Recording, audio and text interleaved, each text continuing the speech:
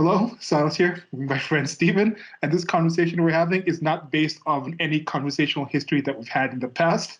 It's going to be about this meme that's on the screen right now. That you can just take a pause, look at it, it's on the screen, and tell us what you think about it before we kind of get into it.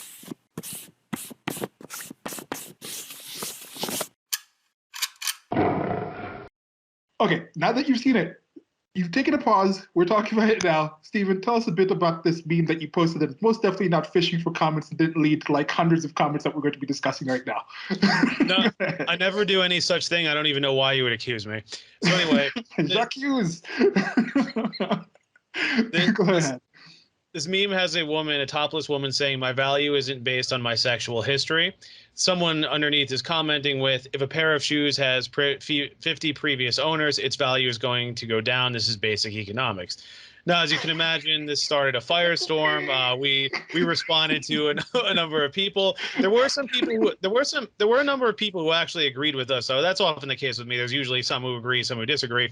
But this did incense a number of people. Now, I'm the type that a lot of the people I upset just stopped following or unfriended me a while ago. But this was kind of unusual. I haven't had this happen in a while, but I understand why this got the reaction it did. So we'd like to discuss some of the comments. We're not going to read it from start to finish because I mean it's 133 comments now, but I figured we could at least touch on certain points that were made in our feedback and what we thought. And if you have any thoughts or comments, feel free to let us know as well. Yeah, I think what we probably read at least each of the comments, the initial comments, because some of them went into threads. Like there's one here that has like 48 different replies in the thread to one. I think we should at least read the top level ones and have the people take it from there. Y'all can discuss the ones we don't let you go into further. Because some of these, I almost thought that people were trolling. Like when I comment on a comment thread like this, I normally try to read the comments before I have, and even sometimes in threads, but then I also spend a lot more time online than most people. It seems that some of these people just, of course, did not read anything that was said before and just felt the need to. I thought some of the people were trolling. Even right now, I'm like, is this serious? Is this like a sarcasm type of thing? I don't really understand what was too off because when I first saw this, first of all, when I first saw it, it took somebody in the comments to point out that the person was topless. And I didn't even notice that. I guess they could be wearing like some kind of like tube top maybe behind that. So there's no straps. But like, yeah, that's not, to me, that wasn't a thing. I was focusing on what they were saying. And when it said sexual history, we thought of sexual marketplace value. And sexual marketplace or sexual market value. Those three things was what I was thinking when people consider sexual history.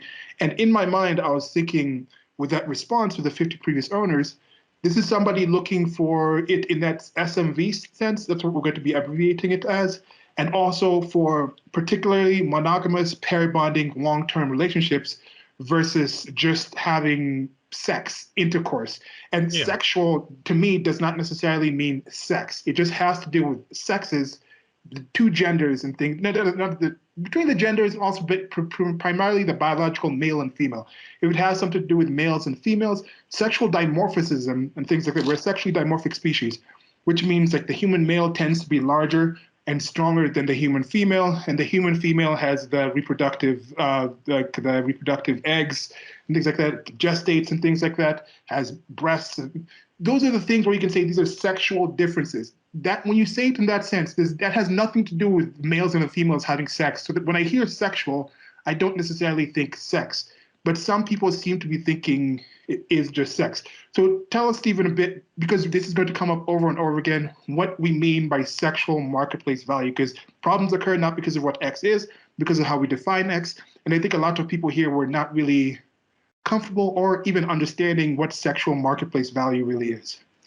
Sure. So the way I would describe it is the sexual marketplace value has to do with what each person brings to a relationship and thus how valuable they are to potential partners as far as a long-term relationship. Now, I would argue, some would say this is traditionalist or whatever, but I think the evidence bears this out. For men, our value tends to be based on income, stature, confidence, security, ability to provide, our social circles, all that. For women, it tends to be youth, fertility, beauty, chastity, which is the theme of this conversation, something like that. And generally speaking, whoever has more of these qualities is going to have more potential as far as the quality and quantity of partners they can attract. Now, I wanted to address a few points, but because I know that people would push back on this.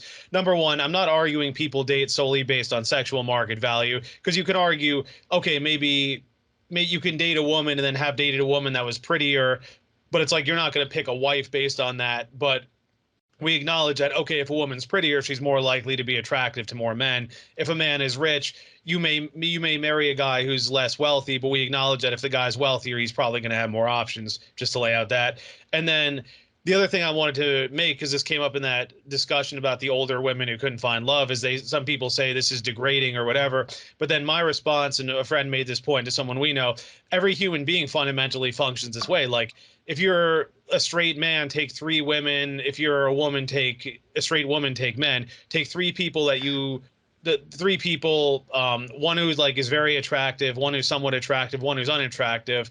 Okay, you'd happily marry, sleep with, marry the first one, the second one maybe, the third one not at all. Okay, that's sexual market value. The odds are the things that you find attractive about them are attractive to other people as well. So if you say, oh, the first person is one of the most attractive people I've seen, well, the odds are that's going to give them options with other people too. Oh, I want a rich guy. Well, okay, lots of other women do too. That's going to give that guy options. And then, a broke, poor, unattractive guy, yeah, he's probably going to have the fewer options. May he have options? Sure, but it's going to be far fewer. So again, every human being fundamentally functions this way. And my argument is, if you say this is bogus or whatever, it's like, ask yourself, would you date any person who's interested in you? And if you disqualify certain people, well, there's a reason for that. All right, Yeah. thoughts? Like Yeah. in this case, when she's saying sexual history, yes, it is referring to actual intercourse that she's had. I think that sign is referring to sexual intercourse, sexual interaction, sexual activity. So this is like essentially my value isn't based on my past sexual intercourse, past sexual actions, history, that kind of thing. That's what's being talked about here. But in the greater scale of SMV, the equivalent of this would be like a homeless man holding a sign, like a man who's looking disheveled and things like that, and says, my value isn't based on my financial history. And then someone responds and says, okay, if a jacket has about 50 previous reviews and saying that it doesn't protect you from rain, its value is going to go down. This is basic economics. In that sense, that response is not referring and saying like this man is a horrible human being because he doesn't have a good work history, because he's not currently employed. But his SMV, that financial history is part of his SMV when it comes to people who want to actually have a relationship with this person that involves them as a sexual partner, like has something to do. Because even if it's like two gay people, two lesbians, and things like that, that lesbian is still attracted to that person because there's a sex aspect of it. I'm attracted to this person because I'm attracted to females, or I'm attracted to women. I'm attracted to this person because I'm attracted to men, or I'm attracted to males. There's something about that wanting another male in their relationship, wanting a man in their relationship, and then there's certain expectations. Because with those things, we've talked about this in How Do Women Want to just posted that conversation, that there's a difference between the biology, male, female, then the gender, which is boy, girl, and man, woman, and then there's feminine and masculine type of things. Like those things are some of the feminine, masculine, very cultural. Man, boy, and women, girl, those cultural, but based off of biology. What certain biologies at a certain time are supposed to do in a certain culture and things like that. Then male and female, regardless of what you do, that's just your base biology. There's nothing really that comes in the cultural aspect of that. So when you come to that aspect, there's like, okay, someone's like, I like this person because I want to have kids. I'm male. I can't gestate. So I'm going to look for a partner, and I'm interested in the sexual aspect of this person being able to gestate. Now, when that person is able to gestate, what other things come with that? Okay, I want to raise this person. I want to raise kids with this person. I want to be together with this person for the rest of my life. We're probably going to be having intercourse. Are they comfortable with me? Like, can we build these things up? So it's going to be a consideration of that sexual history, their sexual activity history, because that's a key thing that you want to do with this person. You understand coming into this relationship is going to limit your sexual options. Now, that's just talking about your sexual activity is going to be limited to this person. So if you're getting sexual activity from this one person, of course, their history of sexual activity is going to be of interest. Just like if a woman is saying, okay, now I can gestate, but if I'm doing this, I'm not going to be able to work. I'm going to be taking care of my kids. I want to invest my time in this. There's a risk. I could get injured while I'm doing this. So I want somebody who's going to come and support, and I'm giving up my financial aspect. So a male is going to give me the sperm. So the sexual aspect of that male having a sperm, and also that aspect of that male now being able to do the financial things I'm not going to be able to do if I'm having kids. So the value of that male you're looking for is not 100% based on their financial history, but it's an aspect because that sexual relationship that you're entering with them has a financial expectation entered. So that's just the basic things. And I think it's very important for us to reiterate that because that's what Stephen and I seem to keep trying to get people to understand in this comment section. And it was just like, people were just focusing on the shoes. I'm like, the shoes has nothing to do with this. Like they're talking about the thing in general. And so, why do you think there is that thing? This is something that we've discussed, but what do you think was making people focus on the shoes and not really understand that SMV aspect of that whole thing and focus on just the shoes? And then if you could get them off of the shoes, they focus on it's just the sex. Like, no, the sex is just a part of the grander scheme. If and only if you're looking for a long-term relationship, even if it's a polygamous. But yeah, it's frustrating. Well, because I think a lot of it, like, people don't really fully understand sexual market value, which we just described, or they don't like the concept of it because they think it's degrading. Or some people just thought we meant value as a human being inherently, which, as we just said, is not the case. Either way, it's like it could be a bit of misunderstanding. It could just be people have emotional issues with the standards. I think we'd have to address it person by person. I mean, we're going to go through the comments and talk, Yeah. and then maybe we can just say, I think this person misunderstood, or I think for some people they're sensitive about it, like in that other thread where a few of the women were saying, oh, this is degrading, but then again we made that point about like every human being functions this way, and it's like, you wouldn't, if a woman is like, oh, this is degrading, well, okay, would you date any guy who's interested in you? No. Okay, well, then you can't say it's degrading because you're rating men too. If you're going to rate men, men are going to rate you as well. I had a conversation with another female friend. She kind of said similar stuff like, oh, women feel degraded whatever when men do this. I'm like, okay, but do women rank men? Like, does Drake have way more options than I do? Does Future have more? It's like women rate men all the time. It's like, you just don't like it when it's applied to you because you're not getting the super high rank that you want. But I mean, you can't accept reality. I don't know. Yes. Yeah, that's the thing. It's not bad to rate people. It's like Yeah. in general on the greater SMV, like in the West, I have very low SMV in the West. I'm not like a high SMV people in general on average. I understand that about myself. That's another common thing. Like, oh, do you have a lot of, I'm like, no, I don't. I'm saying this from experience. Like my SMV is low, but I'm aware of it. I'm not out there like wondering how come I don't have like the hottest women, most attractive physical women with capabilities and all these other things like just banging at my door. I understand that because people are allowed to have certain standards and people have certain options. And if they have other options, they're going to pick the best option that they think they can achieve. And that's not a bad thing to do. It's not a bad thing to have standards. Standards are good. If you value your standards, if your principle is actually based off of actual solid things that you understand, then hold on to those things. You might be wrong, but nobody's owed a relationship. No. Even in friends, and this is the thing. This is another thing that I keep wondering to people when I see some of these comments here. I'm like, do you have friends? Like, how is your relationship with friends? What do you talk about? What do you base those things on? Because don't you judge your friends? Isn't there certain things that even in a platonic relationship that's not sexual? Now, when you're just meeting a friend, there's no SMV involved into there, but there's still a value. There's PMV, paternal market value. Like somebody has value as a friend. Does this friend look out for you? Or does this friend encourage you to do bad things? There's different things you're going to grade friends on as well. That's why you're not just, your best friend is not just the same as any random person you meet. You don't just like have a problem come up and just dial a random number and pick up the phone and have somebody pick up and talk to that person about the deepest things in your life. No, you have a friend because that person has built up a certain level of valuation and you value that person more than you value other people. That's not objectifying that person. That's not making that friend more less a human being than it is. That's actually granting them and being aware of the human aspect of the choices that person has done. And I think we should also talk about value. When we're talking about value here, when we're talking about economics, we're talking about the market, we're talking about that as the simple discussion of human actions.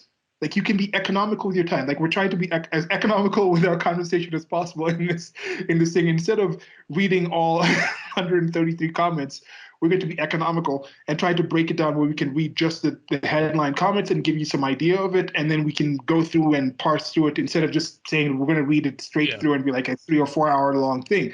That's being economical with our time, and your time as well. And we appreciate you taking the time. That choice that you took to do this is an economic calculation you're making in your mind that does not involve finances. That's another thing that was coming up over and over again that we'll probably skip over and refer to this start thing because that's another thing that was repeated. Economics and value does not have to do with money. Money is simply a tool that we have developed as human beings that is very useful in enabling. It's a tool for exchange and things like that. It's a stand-in for time that you can go to other. So it's not financial. That's why there's financial economics, there's home economics, there's other fields of economics that don't have anything to do with actual finances, actual money, and financial economics is what has to do with finances. So I think I don't know. Are you ready? Well, I would add that it's frustrating again. It's yeah. Well, I would add, I think it was Rothbard who told me that economics comes from the Greek word, means roughly household management. And that's how it started. It's like, okay, how do you manage a house, especially way back when? Okay, you have chickens here, you have so much water here, the kids have to get fed, all that, and then everything sort of builds out from that. And in terms of the sexual your environment. That's where like the eco field is like environment, it's like economics and economics. What is not? Is economics like movements? That's a good question. I should look this up, actually. Yeah, look it up because with this one, it's I don't know if maybe just dating myself. I know this is something that's changed in schools. I was in middle school and we still had home economics. I know in my high school and my middle school, I think it's been removed now. But home ec was a course that we took where you go in and you'd learn how to cook, you'd learn different things around the house like folding things and ironing things. This is things that I already knew because my parents were teaching us that in the household. But I know some people didn't have it. Home ec used to be a common class in the United States of America.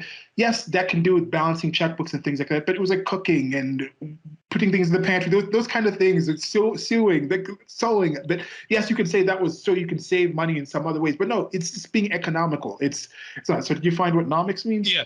So here's what I found. This is from Etymology Online. It's short for etymology. So it's from the 1590s, pertaining to management of a household, perhaps shortened from economical, or else the French word économique, or from Latin economicus, or domestic economy, which comes from Greek. I don't know. I'm probably butchering this. Oikonomikos or something. It's which means practice in the management of a household or family. This was actually in a treatise by Xenophon on the duties of domestic life, and also economy. Again, I don't know Greek. Household management. Yeah, and then what they're saying here is that X just in the names of science or disciplines like acoustics, aerobics, economics, it's a revival of the classical custom of using the neuter plural of adjectives with Greek ecos, meaning pertaining to, so or matters relevant to. So econ, essentially, it has to do with like household, all that, and then X, it's like the science relating to that. Yeah. Yeah, so that's it. But for some people, it's they think and this thing problems occur not because of what X is, because of how we define X. And I think a lot of these things you can read the comments, and I try to remind myself, are they actually meaning the same thing that I'm meaning? Because this is just a simple image from a woman. We can't talk to her what she meant. Can't talk to the choose person exactly what they meant. But this is what I thought those things. Basic economics thought that's what it meant. Sexual history, I think she was referring to her actual body count normally, which isn't only in this, and in referral to future relationships. I think that's what she was meaning, and I get it. To me, it was just rather straightforward, but when Steven did post it, he did share it with me, and I was like, yeah, that's gonna get some comments. And I think without further ado, you wanna hop into it now? Yeah, we can hop in. If you took some screenshots, you can pick some highlights and we'll just go through. Yeah. So as I mentioned, we're going to be reading all the top comments, and this first one is somebody who wrote said a person is not an economic commodity. This one had like 9 likes and some hearts. I'm just like, wait, what? And my initial response to this was, an athlete is not an economic commodity, but they are trying to get a new But if they're trying to get a new contract, their physical history counts. An employee is not an economic commodity.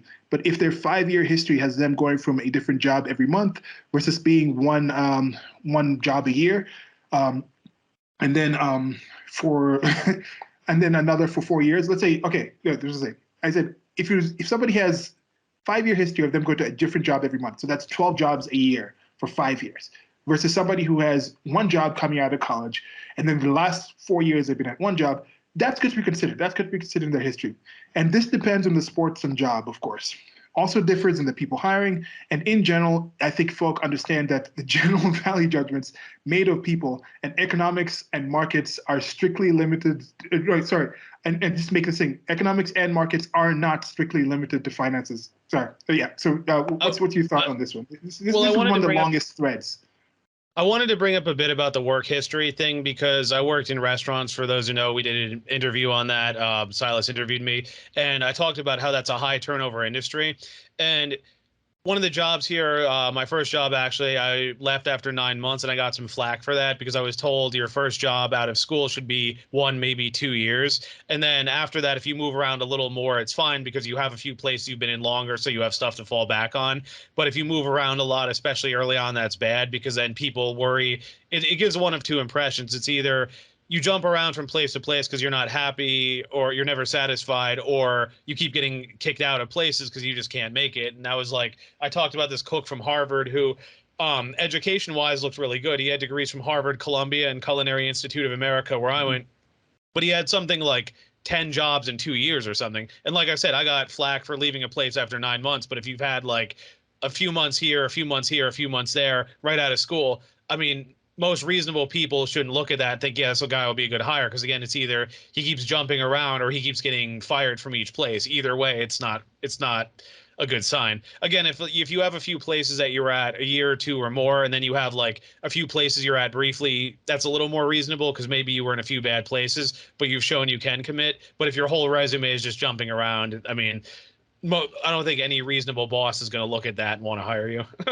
And again, this depends on where you're hiring. If you're hiring in New York City, which is where Stephen is talking about, where someone's like, I want somebody to be in here for multiple years. You've worked at places where people have been there for years, right? Yeah. But then now if you're running maybe a seasonal restaurant in Aspen and you're just there for the season, you're hiring somebody for 3 months. If you look at their history and they've had that whole thing, then they go, and they haven't been fired, and there's no negative things in their history where they just left. You can be, okay, this person is able to join a new team, be part of that team, and work with that team, and leave without having like any. So somebody might be actually looking for people who have the previous work history of jumping around. If you're looking for that sort of thing, that's a different sort of thing that you're going to be kind of thinking about in that kind of situation. So that's the thing. Just because X is valuable to Y person doesn't mean it's valuable to every person in any sort of way when you're talking about Z. That's kind of what we're talking about here. We're just saying specifically, if somebody is talking about, I want to be valuable for somebody, I'm looking for somebody for a long-term monogamous relationship, most men do consider sexual history. We're not saying it's right, even though we kind of agree with it. We're not saying it's not like unfair to certain. Actually, I don't think it's unfair because people chose to do this. Is the thing. People chose to do this. It's so frustrating because like if you look at somebody's history and somebody's work history, like you say, and they've been at this restaurant burnt down, or there was this restaurant, a pandemic came and shut it down, or there was this restaurant, the restaurant was closed because the owner was stealing money under the books, and that was somebody with 3 different jobs in 3 months. And like, okay, you got to treat that in a different way than somebody who just went to one job that was an excellent job. It's a well-known place. Everybody who's been working there has been working for multiple years. The person leaves. The person goes to another place, it's also good, similar good. The person leaves. And the person just tries like some random place. Why is this person here? The person leaves. You look at that history and like it's the same 3 jobs in a month, but you got to look at one of them differently than the other ones because one of the person had those things happen to them without them really understanding. So yes, of course, if somebody's been assaulted, if somebody has had different kind of childhood issues and they're coming up with those, you can see they've improved, then you got to look at that history in a different way, but the history is still going to count. Come on. Yeah, because I could make the opposite point too. I was thinking of Les Bollier, where I did my externship. It's now closed, unfortunately, but like that they had some of the best retention I've seen in a restaurant. Like my chef was there 10 years. The sous chef left there, I think, 6 years. There were cooks who were there 5 or 6 years. And it's funny because I used to laugh at that and think like, oh, these people will never leave. But in retrospect, it's like, no, that's good. If people are in places that long, that means those are good places to work. And when they left, it wasn't because they were unhappy. It was usually like, oh, I worked all the stations and I wanted a promotion, but they felt I didn't have enough experience, so it's time to move on or something like that. Or like with my chef, well, he had the highest position, so it's like you can't go anywhere up from there. So it's just either run another place or open your own. But like Mhm. that's good. Like there's a reason people are staying there that long. And it's like it's the same thing too. Like if people have been in these relationships for a while, like if you have a few serious relationships, that's good. It means like, okay, this person can try and work things out. This person is patient. They'll give things a chance. And then if you have a few flings or a few things that didn't work out, fine, we can be understanding. But if it's just this string of in and out constantly, it's like I wouldn't date. I mean, I'm in a happy relationship now. Let's be clear, but like I wouldn't date a woman who had a new boyfriend every week because it's the same principle. It's either like, um, you're jumping from boyfriend to boyfriend looking for something better, or you just drive every guy away. Either way, it doesn't reflect well on you. Yeah. Yeah. And in this conversation thread, we're going back and forth. Stephen was talking to somebody else who jumped in. He was kind of explaining, kind of in general, what he means by SMV. We're asking about some things with like men, like what's normally looked for men. And there's the whole like 6'6". It was like 6 foot tall, 6 inches of the of the little man down there, or the man down there, the genitalia. Then the 6 figures in the actual salary. That's a general cliche. Doesn't mean every woman is looking for this, but in average, that's kind of a thing that's kind of looked for. And and then, like you said, with it, somebody comes in. This happens to be a female. I think she identifies as a woman. Said this. Consider the source. This is talking back to the initial poster, and the initial poster was also a woman. Said, consider the source currently attempting to school you on sexual market value. This is a typical thing that happens in this situation.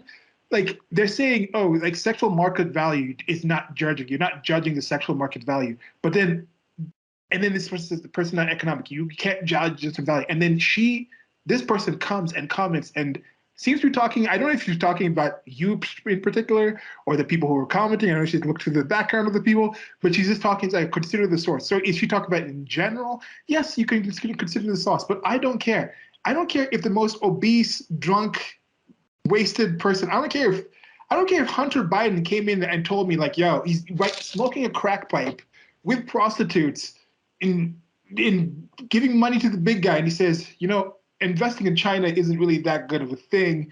And if you want a solid long-term relationship, probably don't sleep with prostitutes. And maybe smoking crack's not a good thing. I'm not going to look at him and be like, well, because it's Hunter Biden and he's doing all those things, all of a sudden I'm going to say those are not actually something. He can still say something that is objectively true, even though he doesn't actually do it. Yes, I can have some questions if he truly believes that, but him relaying information about reality is not necessarily based on what he personally does. So if somebody comes out and tries to shame you and say, "Oh, you're also not that valuable a guy," that doesn't matter. If the truth is the truth is the truth, it doesn't matter who it's really coming from. Like in my estimation, I still value just the truth. I value observations about society, about the work we have. So and this Stephanie person did get into something. I don't know if you want to discuss the thing Stephanie said, or should I read it and then you Well, want I was just going to address one point broadly speaking, and I think I said this in the comments here. Um, the channel I like, shout out to Jess Pearly thing. She's been harping about this a lot lately, and I think more people need to say this. Where I get annoyed with a lot of this stuff is I feel like the whole point of it is to alleviate women of responsibility. Because if you look at the standards, like someone in there said, women want 666. What do we hear? Those are her standards. That's her not settling. That's her knowing her worth.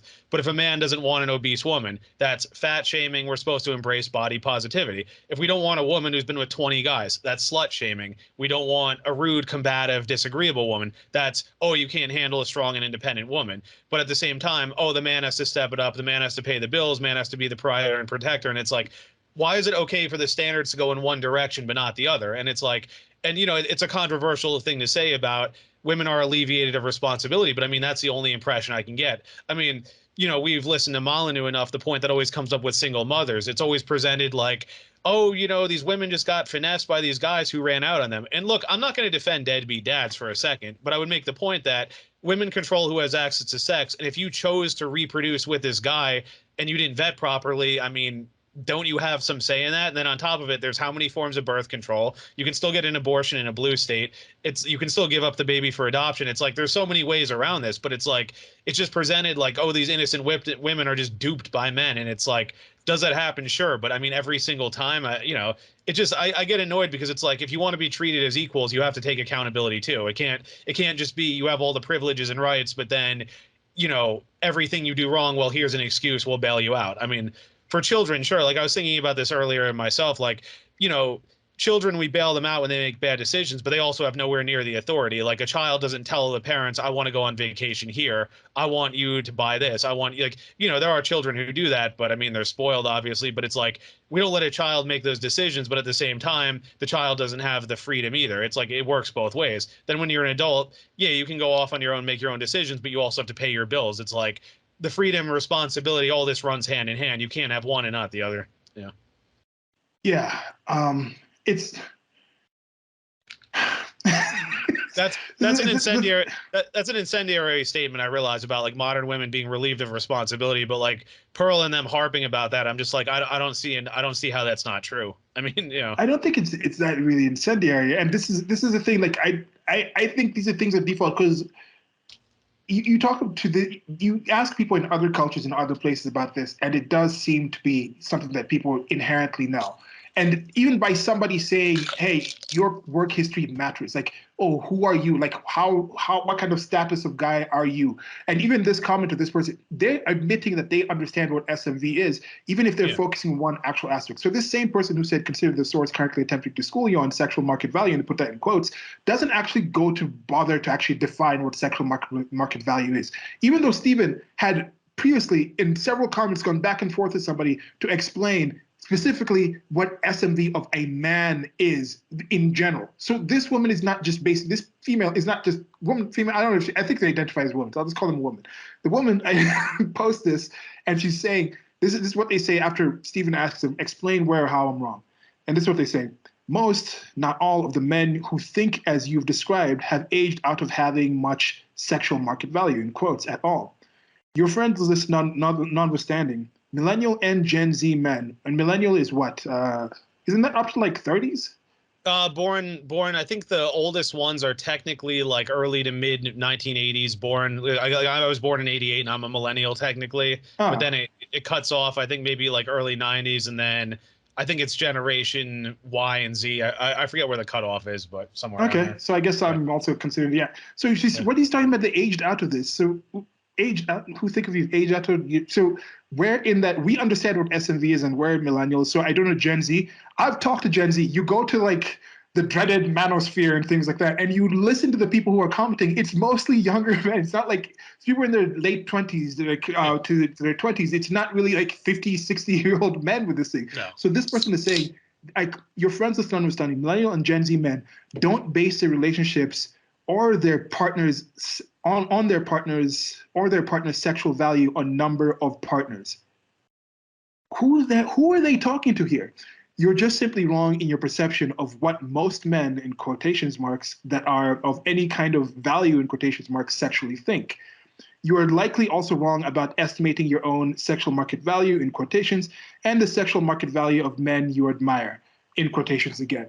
Here, what is he talking about? The sexual, as Stephen said, he is in a loving relationship. He's in a happy relationship. If you follow him on the social media, you will completely 100% know he's in a relationship. Posting about it constantly. He's probably thinking of some posts right now. His mind to post up, and he found somebody. So in that sense, again, I understand my sexual market value is low. The kind of relationship that I think I want to be in, I'm not the kind of guy yet that I think would be somebody who could actually be worth that sort of relationship. So at this point, I'm not even bothering. I'm not even trying to get into it. So I understand my sexual market value is low. I understand the certain things I have to do before I get to a point, and I think I can achieve that. If I don't, I don't, and I'm okay. That happens. It sucks. I understand being in a loving relationship looks like it's better. I think it would improve my life to actually be in that situation. But I'd also rather be single and happy with my great friends like Steven and these people versus being in a relationship that I'm not happy in, that I'm like, okay, I can do better at myself. I can be better for this person before even wasting this time with this person. So that's kind of how I'm thinking of this. So when they talk about about estimating our SMV. Maybe we're wrong, but our SMV is also not ours to decide. And that's a primary thing with this post here. Another primary thing with this post is my sexual value. Yes, your sexual value, you might not have your sexual value, but also understand your sexual value is set in the market by the other people who are willing to actually interact with you. Like, it's not for me to say that, oh, I am valuable. Every woman should value me for the things I value in myself. No, no, no, no, no. That's not how this works. This is a relationship. This is a relationship where you're choosing to be with somebody. That person has to choose you. So that person there might be things people value me. Like right now, there's probably people who I could probably date. I don't really value some of the things that those people like. Some people are like, oh, this person is good. He drinks a lot. I don't drink anymore. Somebody might value people who drink. But yeah, so what do you think with this actual comment? Where do you think she's getting this idea that people don't really have SMV, and especially the group she's talking about? What sorts of relationships is she actually talking about here? So, I mean, there's a lot. So, first off, I don't know what she says about estimating your own SMV. And I think she's doing this in quotes to try and mock it or like degrade it or say it's not a real thing. I've noticed a lot of women will do this a lot. They keep putting things in quotes to mock it. Again, I don't rate myself super high. I mean, I'm in a happy relationship. I'm proud of that. But I mean, I'm not 6 feet tall. I don't have a full head of hair. I'm working on getting in better shape. My income last year, not to brag, it was above median income, but I'm not earning 6, 7 figures. I consider myself about average looking. So it's like I don't rank myself super high, and I would say my outcomes have roughly reflected that. Like, I've gotten attention from somewhat attractive women, but I don't have supermodels pursuing me. I acknowledge that. So it's like, I think my rating, I don't really rate myself, but I think I have a fairly good sense of where I am. And I mentioned this in a previous video, but I think I would mention again. We could probably clip this. The whole thing about beauty is in the eye of the beholder, because people always make that argument. I say that runs in line with the Austrian economics idea. Value is decided by the consumer. Well, you still have to find a consumer. You have to find a beholder. You don't get to say, I think I'm hot. Beauty is in the eye of the beholder, because that means you're just rating yourself whatever you want. I mean, we don't let people sell things. They don't just pick whatever price they want. Everyone's going to go as high as possible. You can sell it at whatever price you want if you can find a buyer who's willing to pay. I mean, you can sell, my parents have a Toyota RAV, nice car, but not way up there. They could sell it for $200,000, but it's like, you're probably not going to get anyone to pay that because, compared to other similar cars of that type, compared to other cars of that value, it's not worth it. So it's like, yeah, you can charge that if you can find someone who is willing to pay that. Like, I have a friend who said like, oh, I consider myself a cute girl and I haven't been in high demand. And it's like, I didn't want to say anything insulting, but I'm like, but again, what do the men think? It's like, if the men think you're super hot, yeah, that's going to give you a lot of pull. If you just say I'm as hot as I say I am, well, it's like anyone, if people just rate themselves, most people are just going to go higher than they are. It's like, it's the same thing, like I say, with the prices. Like every seller wants to go as high as possible. Every buyer wants to go as low as possible. Obviously, both those things can't happen. So there has to be some kind of agreed upon ranking or number in the case of price. Yeah.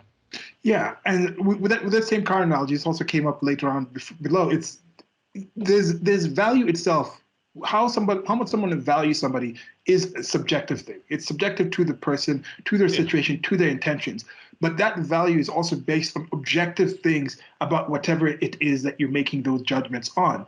Like with that car analogy, if you want to say like, okay, somebody might say like a 95 Toyota Land Cruiser to them, or the Toyota Tacoma, is the most valuable car to somebody who's living in the countryside of like United States of America, because they live on a farm. They can think of all these sorts of things that they want to do with this. There might be a lot more people who are living on the farm in the United States of America that could actually get that. But then if you say Ferrari is in general a more valuable car than a 95 Toyota Tacoma, that is not false, because this person would not buy a Ferrari. Even if they had the money, they would buy 10 Tacomas because they could do so many things with those Tacomas. Does not necessarily mean that the Ferrari is less valuable. And then there's also the situation, just because the Ferrari is in general to car people who like them considered to be a more valuable car, does not necessarily mean that everybody will be able to afford the Ferrari. Yeah. You can't look and say like, okay, look, the Tacoma happens to be something that thousands of people have. Hundreds of thousands of people have them, but only like 1,000 people own this Ferrari. So because this many people are actually going out and purchasing and trying to obtain a Tacoma, it means that, oh, this person is more valuable. So some people might outprice themselves. There might be some people who are just like really amazing. Yes, there actually are people out there who are like, man, I wish more men would actually approach me but they just look at you and they think, okay, that person is unapproachable. I'm sure there's some wealthy men out there who are like, this girl I'm talking to at some supermarket seems like pretty cool, and I wonder if she would, but I'm not sure if she feel like I was overstepping. But that girl might think like, I'm not going to even flirt with this person because I'm at work and this person out of my league. That whole idea. So I understand this whole not valuing your SMV in a correct way. That is something that people do. I could be completely wrong, but then it's also like you have to match up on top of it. Does somebody value you in the same way you value yourself, and do you value them in some ways that they value themselves? Yeah. Once you get that thing to match up, and that's a good thing about this, you don't have to have SMV. It doesn't matter about all the hundreds of thousands of people. Even if you're polyamorous, you could probably only have a polyamorous relationship or polygamy with like 10 people tops. So it's like you just find 10 people out of the billions of people, and you can find something like that. So I don't know. So I think with this person also talking about this, they're talking about Gen Z men and millennial men. They're not basing their relationships and their partners on the sexual value number of partners. Number of partners is another thing that's also different. Somebody could have 100 partners and all they do is missionary position once a month with these people, and that's it. Somebody could have one partner and be doing all sorts of different sorts of things every single day, and all kinds of things, and the experience of those different partners is going to be different. So that sexual history is not simply just numbers of partners, and that's another thing that this person is thinking about. It's also the types of partners. If I look at the sexual history, and this person has been dating a drug dealer that has kids with all these other people, but she's been dating this person for 10 years, that's also part of the sexual history that I would look into and be like, so it's not just numbers of partners. So there's this, I think, general disagreement where I'm just not understanding these. Is it straw men? Are these straw men these people are setting up? I don't know. I would also make the case to like what she may be a little unaware of, and a lot of women don't get this, is that there are a lot of men who won't be honest with women because they want to get laid. So again, I don't know this woman personally, but I'm saying like there could be a woman who's like, oh, I've been with 20 guys, and guys like, oh, that's no big deal, but they're just saying that because they're trying to get with her and they don't want to drive her away. But it's like, if all these people answered honestly, how many guys would say, yeah, I think a woman who's been with all these guys could be a good long-term wife? I don't think you're going to find a lot of guys agreeing. I think you're getting a lot of guys who are just going along with it because, they're trying to get laid. I mean, this is why simping exists in the first place. Again, I'm not saying there's anything wrong with agreeing with women. If the women are right, I acknowledge that. And a few of the women in here were pretty polite, but it's like, there are a lot of guys who will tell a lot of women things they want to hear just because they want to get laid. And I think many women, especially attractive women, are kind of blind to that. Yeah. All right, let's continue with these comments. So you clearly pointed out the sign thing, the sign language, which is shame, insults, guilt, need to be right. It's a knee-jerk response because somebody did point out that this person was in general insinuating that, because Stephen and his friend list of men don't have high SMV, therefore his argument is invalid. This is a common thing. Some people say just don't take the people seriously. Don't waste too much time having conversations with those people. They don't want a serious conversation. And then the original person who posted it came in and added this, which again is kind of telling to where some of these people's minds are in this situation. They came in and they said, okay, so I've refrained from saying this, but here goes. Women like men who know what to do with the meow, meow, meow. I'm not saying you have to be promiscuous to get there, but still. But still what? Exactly. You don't have to be promiscuous to get there. It's okay. I mean, if we're going to give somebody sexual partner market value, are you getting your girl off? Because if not, I just can't even. Again, she had to add sexual partner market value. This person is pointing out that sexual partner market value. So I think even that's already, to me, again, this is showing that they're showing that they know what this person is talking about. It's an aspect. So if you need to add sexual partner market value, you understand that's kind of different than just like SMV. It's not just about the sex. Sexual partnership is a different kind of thing. So are you getting your girl off? Yes, that's an aspect of it, but that can be done. And they even admit that this is not something that you have to do in promiscuity. You can be creative. You can learn together. I don't understand. It's like, if I like to travel and I'm like, I'm going to get into a relationship with somebody and I plan for my future to include travel and things like this, I look in their history and I say, okay, do they have a passport? Do they travel as well? Yeah, it could matter. Like, it could be a valuable thing. But if they're willing to travel with me, it doesn't matter if they've traveled before because you can travel together. You can go back to places you've been. You can go to new places. If somebody's like, I've traveled a lot and that's something that they value, but then like, okay, I found a place I want to live. I'm going to settle down. Maybe while they were traveling, they were dating people that yeah, we had this great experience. We traveled to this place together. We did this. And then they look at their life and something changes. Okay, I want to live in this one town for the rest of my life.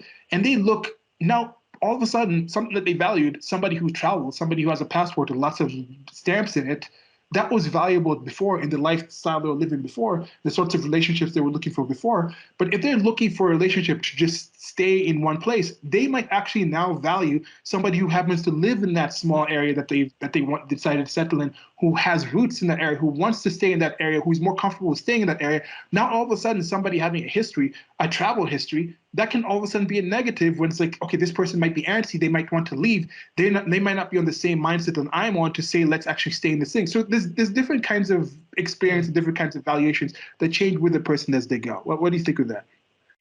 Yeah, I mean, I can get into it. I'll get into it a bit below Slade's comment, but I wanted to talk a bit about the issue with women having lots of partners, especially. That's something I've sort of changed my mind on more recently because I used to think it didn't matter as well, but then I started getting into it and I found out that there's actually scientifically it's been proven that women who sleep around more are going to have more issues. And if you look at how women behaved a few decades ago versus now, you're going to see this is why marriages were more stable. Women now 80%, 70, 80% of divorces are initiated by women. We can get into that other stuff below. I didn't know if there's anything else in this section you wanted to cover. There wasn't a whole lot else because I feel like it's just kind of the semantics of SMV. How are we measuring this? And then I don't know. Well, we had one friend come in, and she something I don't. She seems to understand the value in certain situations, but doesn't seem to be able to understand why the WNBA is not people aren't getting paid as much as NBA players. But she comes up with this comment, which belies her misunderstanding, her inability to understand the difference between the WNBA and the NBA, by saying, if you don't think everything has a market value, I'm sorry that you can't see the reality of the world. So understand when I try to talk to them about the market value of WNBA, they don't seem to understand. And at least something that I could say with her, she is female, she is a woman, and she actually does watch the WNBA, not in the sexist sense to say like, oh, I just like I'm watching it because I'm supporting the women, I'm supporting the sisterhood. She just finds something entertaining about it. Maybe she's also has athletic background, so she can see somebody who maybe, oh, I can understand this movements in a different way. But I think she also watches the NBA. So at least she's one of the people who supports it instead of just like, wow, and then like not supporting. So yeah, so she says that. And so some people seem to get it and some other people don't. And somebody came in and under that was just talking these different things, and I went to this long explanation about what I'm thinking with the different things with like companion market value. That's talking about a separate thing. Companion market value is like with like friends. You don't really care too much about somebody's sexual history if they're your friend. Yeah. Because if you're employing somebody for your job, you don't really care about because you're not actually interacting with them. And then also just so it's just again that's something we discussed in the start, so I don't think we have to go into that. And so that was just back and forth with that person. And with this person, we're not quite sure if this person was trolling because it seems to be some of the stuff they're saying was a bit off. So the next comment, I think we can just read the next comment. We might not actually go into the actual comments below, but it says this one was by mail. I maybe we should say it because some of these things might matter, but just to see that the mindset of getting what was being said was not just women thinking, not disagreeing, and just men agreeing. It was both sides of the aisle and things like that, and everybody else in between. Okay, so the next comment was, I'm sure to some men it is.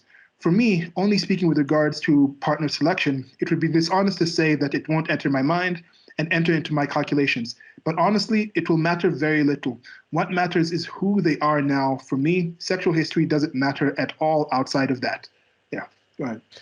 Well, you know what's interesting? I just thought about this. Maybe the principle of marginal utility applies here because you think about it like if a woman has like 1 to 5 partners, that's like a big gap. But if she gets to like 20, 30 and onward, each one matters less and less because it's like she reaches a certain point. I mean, I wouldn't mess with her at all. But if it's like 1 or 2 partners versus 5, there's kind of a point, and I'll get into the study below, where they've shown that like once a woman passes 5 partners, she's more likely to divorce. So it's like it's interesting in a way. Like that just occurred to me as I'm reading this, but like for me, again, it's within reason. Like you know, I'm not going to talk about my own relationship. It's too personal, but like, you know, if a woman has very few partners, that's good. If a woman had, you know, a handful, I would say that's okay. But once she starts getting to like 10, 15, 20, I'm kind of like, ooh, I don't know. And it's like, I think most men who are looking for a serious long-term relationship, if they knew and understood this stuff fully, they would agree. Because, you know, there's that whole thing, you can't turn a hoe into a housewife, but what the other explanation I've heard is biologically, men didn't want women who slept around because they wanted to ensure paternity. Because you think about it, there weren't DNA tests way back when. That's a recent phenomenon. So it's like, do you want to raise a kid that's not yours? Most men don't want to. No. Yeah, and that's another thing where sexual history might not matter if you're not really too interested. Some guys are too old. Some people, it was mentioned, some people could just be entirely asexual, so they're entering a relationship for other reasons. In that situation, they don't really care. And we've talked about the opposite. Some people could be polygamous, and for that one, a long promiscuous history of promiscuity might be a positive. So if Yeah. somebody's looking for just, I want one partner for life, and we just stay with each other and we think we can find ways to actually satisfy each other, then if somebody has shown a history of having relationships with single people, even if it's serial monogamy, but they haven't shown that they're cheating or they're breaking up, then they can kind of get some kind of understanding with that kind of situation. And it's like I'm saying, it's for you, for what actually fits you in your actual situation. That's the thing that matters. It's not the only thing, but it's something that's going to factor in. And the most important thing of all this, with their sexual history, are they willing to even have intercourse with you to begin with, if you're interested in sex? Because if somebody has slept with no one and they're not willing to have sex with you, it doesn't really matter. If somebody slept with like hundreds of people and they're not willing to have sex with you, their sexual history also doesn't really matter. So the one that really matters is, are you willing to actually have some kind of relationship with an actual person in that sense? But yeah. Yeah. Okay. And then the other comments are just the stuff we've already stated about. This is about Yeah. SMV, subjective. Yeah. Okay. So now another long, another long thread. It's not as long as the other one, but this one was now. This was now a male that said this to the original person. Sure, but human relationships are within the purview of economics. Value judgments don't necessitate commoditization. Yeah. Commoditization. Go Yeah. ahead. Sure. So then the woman here asks about, does it being active or have multiple partners decrease their value? It's not for me, but I know a lot of really great people who like sex a lot. Okay, anecdotes, whatever. Um, I don't mind. They may just not be as valuable as a partner in your eyes, but if you miss out on quote unquote the one, you're judging people just a thought. Oh, there we go with the judgment thing. Um, and then you said basically about financial economics as a category, but when it comes to actual business, there is a field of human resources where, regardless of one's valuation of the field, it deals with the value of humans outside of simple currency. Yeah, exactly. I mean, again, work history, education history, all that. And then Slade says, I don't believe in quote unquote the one, it's romanticized nonsense. Women with more sexual partners have difficulty with pair bonding attachments, a higher rate of infidelity, and higher divorce rates. And I said, your second statement was one of my points. And then the woman basically says how people use sexual gratification as a way to escape a problem. And like, you know, I did start to say I try to be understanding. I've been obese and made fun of for it. I'm still heavier than I'd like, but I'm losing weight. I used to drink every single day, you know, 5 or 6 servings. I drink once a week now. So yeah, I don't condone bullying people, but like, would it have been better for me if people had said you're fine the way you are, or like, you know, people said to me, hey, you shouldn't drink so much, and I was like, you know what, there's a good, you know, there's good reasoning behind that. It's not good for your liver. I was too heavy. I was sleeping badly. I was spending too much money, etc. Yeah. So so Could you I want just to say something? interject? Sure. Could I just interject here? Yeah. Yeah. Go ahead. Yeah. Because here, a good point here to make is, when just because this correlation does not mean causation. We're not Yeah. saying actual sex itself is the thing that makes women more likely to break up. It's this: women who are more likely to choose to have sex have there's something about their mentality that often correlates to them also choosing to eventually have weak relationships, or maybe they don't pick somebody they're as comfortable with, or for some reason they change their mind later. Just like these things might express themselves in different ways. It's an expression of an underlying conditions. For some people, like for me and Stephen as well, I'm a recovering obese person. My expression for it was not access to just sex. I used to eat my issues away. You could see like, okay, this person's obese. That's underlying issues. You could probably find that obese people are probably more likely to have less steady relationships. Does not mean because you're eating means you're not having a steady relationship, but your way of not being able to control what you're actually eating to the actual sufficient level underlies, and that mentality goes into other things where I probably wouldn't be able to pick a relationship and control myself within that relationship to a sufficient level to maintain that relationship for a strong point. Just the same way I make the wrong decisions on what I need, what's healthy for me, I might make the wrong decisions in who is healthy to be around, what's healthy to accept in a relationship, and then it'll get to a point where that relationship will break. So these are things that you can actually see. Like when people say that one statistic where it's like, oh, like men who are happier, married men are happier than single men. Married men earn more than single men. Those two statements, like it's like, is it maybe if you earn more, that raises your chance of a woman finding you attractive enough to actually marry you, so you have a higher chance of getting married to begin with? Is it probably a chance that if you're just in general happier with your life, then you're probably better to be around? So you'll probably have a long-term relationship, get married, and actually maintain a marriage versus like the sadder people who have issues in their life, who are not earning enough, who probably, if they do get married, they get a divorce because 75% of divorces are by women, by their own decision, not being happy enough with the relationship. Majority of relationships, the woman has a man who earns more than they do. So if the man drops down, then they might break up the relationship. So those things are not necessarily, the man is not happier and not earning more because they're married. They're married because they're happier and they're earning more. So this is the kind of thing where we're kind of saying like the sex, they're not having more sex that is the thing that's making them less stable in relationships. Them having more sex is because there's something already in them that makes them less stable in relationships. And that's why it's one of these things that could change. If somebody had 20 partners in college, and then for the last 5 or 6 years, they've had one partner, that's going to be different versus somebody who's had 5 partners a year for the last 5 years. That's the kind of mentality that shows like this person something might have changed in its life. So that history is going to be different. But yeah, you can continue. Sorry. So yeah, it was good. So here's what I said. She's like, I don't think putting down would have helped you at all. I'm proud of you. I was like, thank you for that. And I said, regarding the weight thing, Lizzo weighs as much as she does and walks around in a thong, and other women cheer her for it. Now, do I think she should be bullied and mocked relentlessly? No. But I don't think people should lie to her and tell her she's beautiful just the way she is or whatever.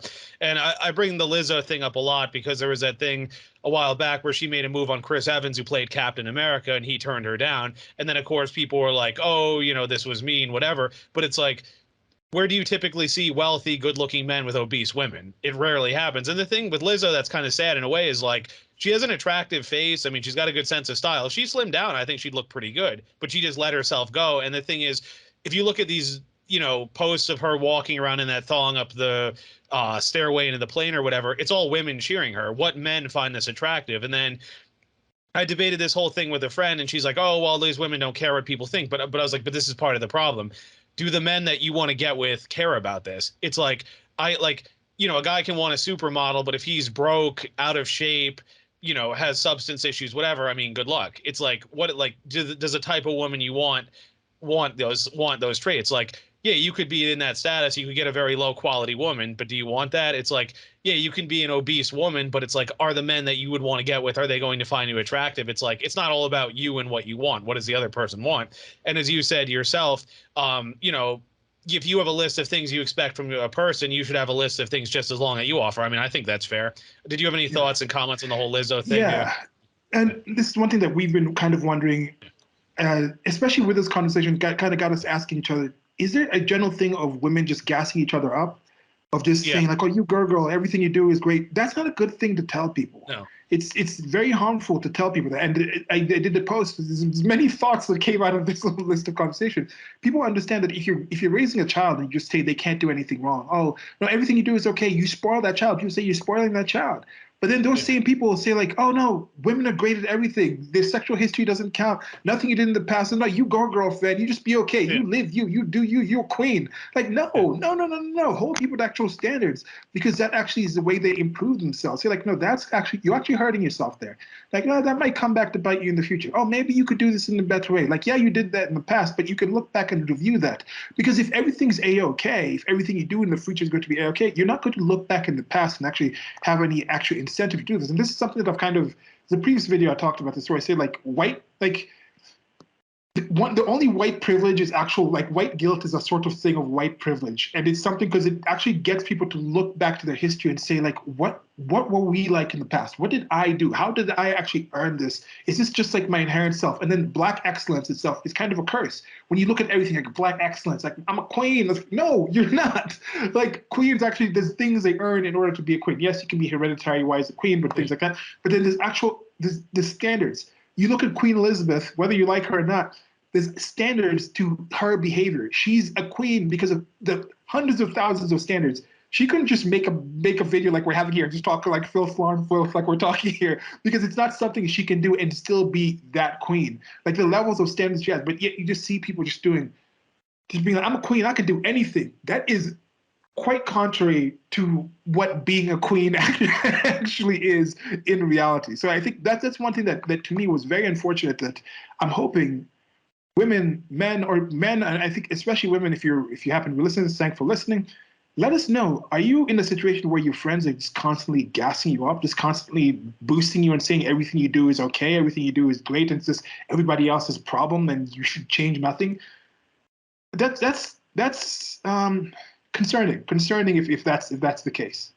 Well, because Pearl harps about this all the time too, how like men will hold each other accountable. Like if a guy goes for a very pretty woman and gets turned down, guys will say she's out of your league or whatever. Or like some of the manosphere guys will tell guys, you need to get in better shape, you need to work on your finances, you need to work on your social graces, all this. But what happens with a lot of women, especially since the advent of birth control, is that an average woman will sleep with a guy who's an 8 or 9 or 10 and then think, oh, I'm a queen, I can get any guy. And then years later, she's crying because her friends were cheering her on while she was doing this, not telling her, look, this guy was willing to sleep with you, but that doesn't mean he wants a long-term thing with you. It's just he was horny. You offered sex. He took you up on it. But it's like that didn't mean he wanted anything long-term. But it's like there's very few women that I find that will have that honest conversation. They'll just tell them, oh yeah, you go. This is what you want. Go for it. But then it's like when they're alone and they're not sure why, it's like they're not self-aware enough and nobody told them. And then it's like it's sad because then as they get older, the options decline and it's like there's no going back to redo things. So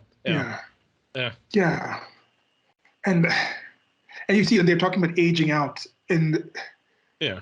Earlier you said aging out of the SMV, when in general, at least this is not us making this up. This is from reviews, this is from studies, this is from people looking at the dating patterns of women who have high desirability of men. What do those women look for? And a lot of those women go for older men. So when you're talking about millennials and Gen Z aging out, like, no, actually, you'll find a lot of really attractive women in their 20s, single women, who will be willing to actually go and try and get with men in their 30s and their 40s. This is something we had an entire different conversation, like single women in their 40s and things like that, about that goes into details. But coming back into the whole, like, just tell them they're valuable. This person said, tell them they're valuable. I think it's the same person who had commented initially in the one we talked about. They came into this thread as well. And say, tell them they're valuable. This is something, again, with the gassing up thing. I'm concerned. I hope this is not really happening. And if there's people in your life, find somebody who would actually question, at least ask them, what exactly is it that you think was right about this, instead of just saying it's right. Because they say, okay, I said, when you say tell them how valuable they are, they were talking about if you have a woman, instead of critiquing the things in their past, tell them how valuable they're. Sure, okay, I understand. Somebody get valuable now. And I made mistakes in the past, but I don't want you to just absolve me of my mistakes because I'm not that person now. But you could, in fact, if anything, having those mistakes kind of makes the person stronger. But I don't know. I think somebody who never made the mistakes might. I don't know. This is something that's subjective there. But this thing, okay. So I was saying, when you say tell them how valuable they are, that seems to show and understand that not all value is based on economic commodity. When we talk about men, but you can help someone without dating or proposing to marry them too. Imagine this with imaginary woman X. She meets man Y and man Z that are both similarly attractive and funny to her, and goes on a few dates with both. Then man Y has a history of gambling and hitting his partner, who has a restraining order on him, just stuff she finds out in the dates. Man Z has a stable job and an ex that has nice things to say about them, despite them having to break up because he had to move or she had to move for work and decided to break up with him. Just because woman X can withstand the occasional insults and pushes of man Z when he's stressed out, and does not mean that she should be with man Z. Even if man Z is not an option, sorry, even if the no, if man Y, sorry, if man Y, she can stand. He just slaps her. He doesn't really punch her. It's not like damaging. He's not breaking teeth or anything. Not knocking her out of work. He's not just coming out and punching her. Maybe she says something, so she can withstand all that stuff. Yes, she's a strong woman. She can withstand it. Doesn't mean she should. Even if that other man with a stable relationship is not actually available, that man's isn't available, she doesn't have to be with man Y. Like she doesn't have to be that person for a long-term partner. And she can still be friends with that man Y and say, look, you should seek help. This is not healthy for women without dating the person. So that's what I'm saying. Like, yes, you don't have to gas somebody. You don't have to be with people just to be with those people. Yeah. It's tough, but something like this kind of makes me think they might be projecting their personal relationships, whether it's sexual relationships or with their friends. They feel like, okay, these friends are bad, but I still get it's that sucks. It sucks if that's the case. Well, because my thing too, and again, I don't know these women that well. I don't know their histories, but it's like, is there any woman who has very few sexual partners that's upset by this? That's what I wonder, because it seems like the women that are always triggered by this are women who have been with lots of guys. It's like, I mean, it's like with the body positivity stuff. The only difference there is you can see it. Like, who embraces body positivity? It's not thin women. Who says, oh, bodies are beautiful? It's like they'll say that about other women, but it's like, there aren't a lot of women who are like, like, I'm trying to think how to phrase this. It's like they defend other women, but I think that's more of a form of virtue signaling. But they themselves won't. They themselves won't go for overweight men, and that's a point that I always bring up. It's like, I mean, look at Lizzo. I mean, she doesn't want a guy that looks like her. She wants a guy that's in shape with six-pack abs and good looking. It's like, but it's like, but again, why is it okay for her to do that? Then he has to be all nice to her. Whereas if an obese broke guy went for like Margot Robbie or someone and got turned down, nobody, man or woman, would feel bad. Everybody would say that she's out of his league. Yeah. Yeah. It's some weird situations going on with this thing. It's and another thing. It's like, why is this going on? Why are people gassing each other up? Why aren't people just admitting that yes, we have actual standards? Yes, this person. Anyway, I'm gonna read the next one. Jeez. Okay, so the next one is, now this is by a woman. She says, it matters more to some than others. It can also be an indicator of seriousness and stability. And for some people, it's a religious thing. I guess it's just like anything else. Everyone has a preference. You see, this is somebody, it's a woman. She seemed to understand it. Maybe she's from the image, I see the image. I don't know if this is her dad, is guy with a beard, like, but she seems to have that out there. So she posts this. It seems to be straightforward. You see, it's for everyone. But yes, some people have the preference. They have the preference in this kind of situation. It's an indicator of seriousness. That's what I'm saying. There's underlying things. Like, it's like this, for example. This is another example. Imagine you have a Muslim man. A Muslim man, he's been raised in Islam. He's okay, yes, you just get the woman, you want to devout woman and everything. She practices, you want to have kids, you want to raise your kids to be Muslims and things like this. You want to go through the traditions, possibly even move to an Islamic country and things like that, and live in that kind of culture, in that nature, and then some woman says, my religious history doesn't determine my value. My theological history doesn't determine my value.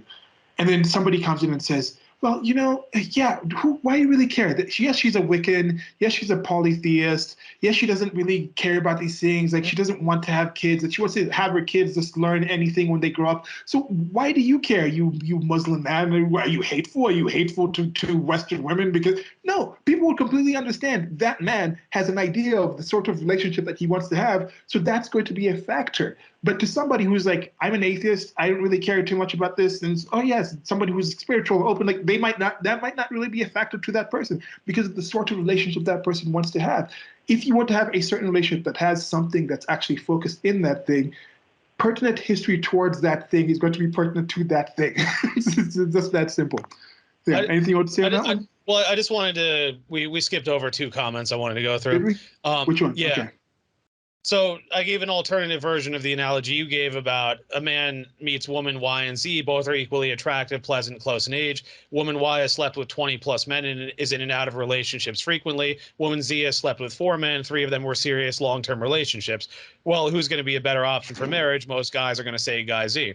And as someone said above, and this has been proven scientifically, more guys a woman sleeps with, she loses the ability to pair bond. Now, there's a hormone called oxytocin, which is released during sex and also breastfeeding for women.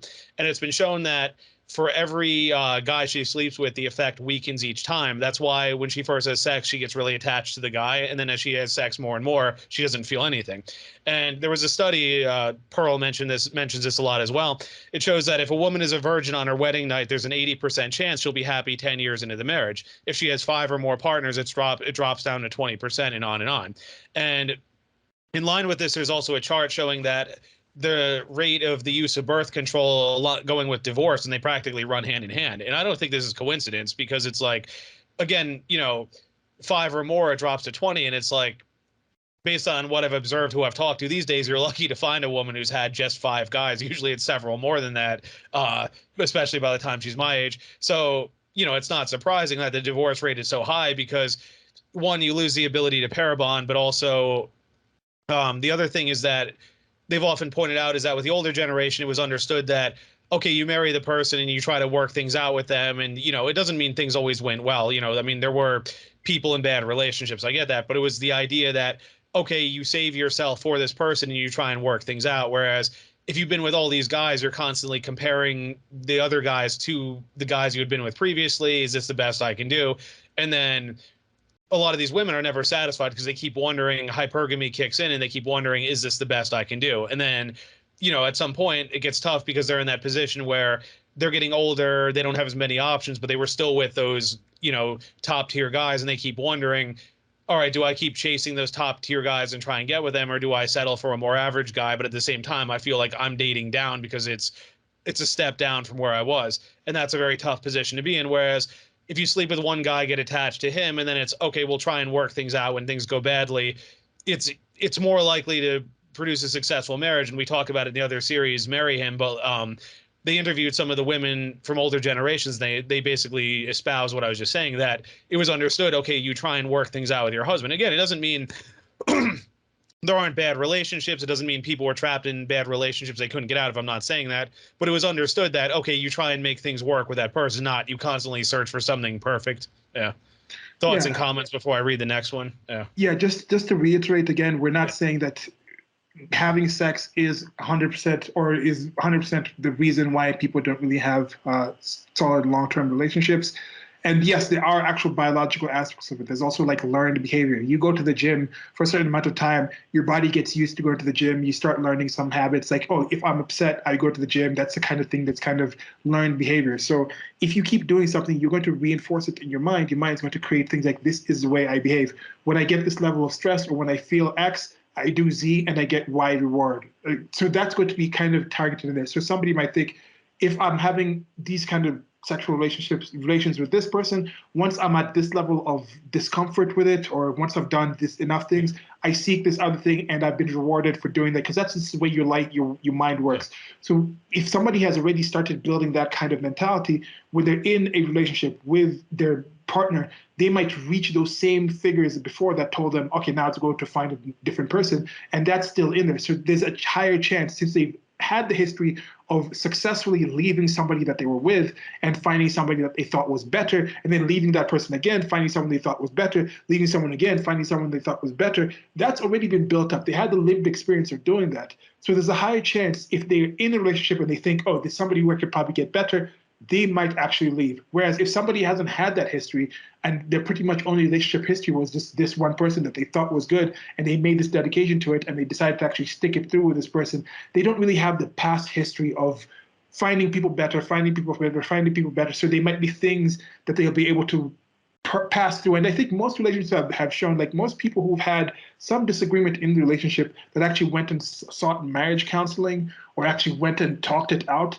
end up being together versus breaking up after those. So there's some situations where the people just don't really, there's some things that maybe they just discuss it and they'll figure it out.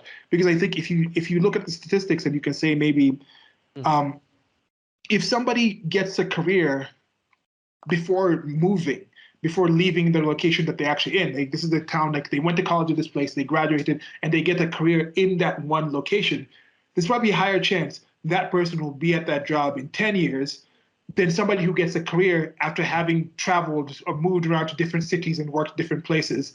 That person who gets that job at that same time, probably in 10 years, they might be at 2 or 3 different jobs because that person has also had the experience of traveling to different cities and seeing, okay, yes, I didn't like this city, I didn't like this job, I went to this other place, that was better. I didn't like the city, I didn't like this job, I went to this other place, and that was better. Whereas that person who's like, this is the only job that I had, this is the only city that I had, that's all they know. And then their mind also reinforces their dedication of being in there. They're already committed. So that's the thing. So we're not saying it's the job, it's the multiple jobs that make this person not steady in that one job. It's rather there's something about that person's mentality that makes them more likely to choose a different job. Yeah, if that makes any sense. That's a good analogy. And then my other point here was it's like, are there women who have many sexual partners that go on to have happy, stable relationships? You know, I'm not ruling it out, but it doesn't seem to be the norm. And I made the comparison. It's like we all have that relative who can eat terribly their whole life, smoke, drink, and live to be 80 plus. Like I had a friend, he said his great aunt ate cheeseburgers and smoked like a pack or more of cigarettes a day, lived to be 80 something. You know, my great grandmother was puffing away even as an older lady, had breast cancer, beat it. She lived to be almost 100. Like, you know, we all have relatives like that, but it's like those are the exceptions, not the rules. And it's like, that doesn't mean go out, you know, live that lifestyle and hope, oh yeah, I'm going to be like my relative who lives old. It's like you may, but it's like, do you really want to gamble on that? I mean, we know that's generally unhealthy because it's like, that was the argument I had with my friend where I told her some of this stuff and she was like, oh, that's one-sided. But I'm like, is there any long-term benefit to women sleeping with a ton of guys? I mean, I haven't heard it. I've heard a lot of evidence in the opposite direction. Like, yeah, when I was drinking more, yeah, I was feeling good in the moment, but it's like we all know long term that's not good. It's like, yeah, you're having fun, live and let live, but it's like that doesn't alleviate you from the consequences of these decisions either. And I think it's like a lot of people, including some in this thread, giving how they reacted, they seem to struggle with this.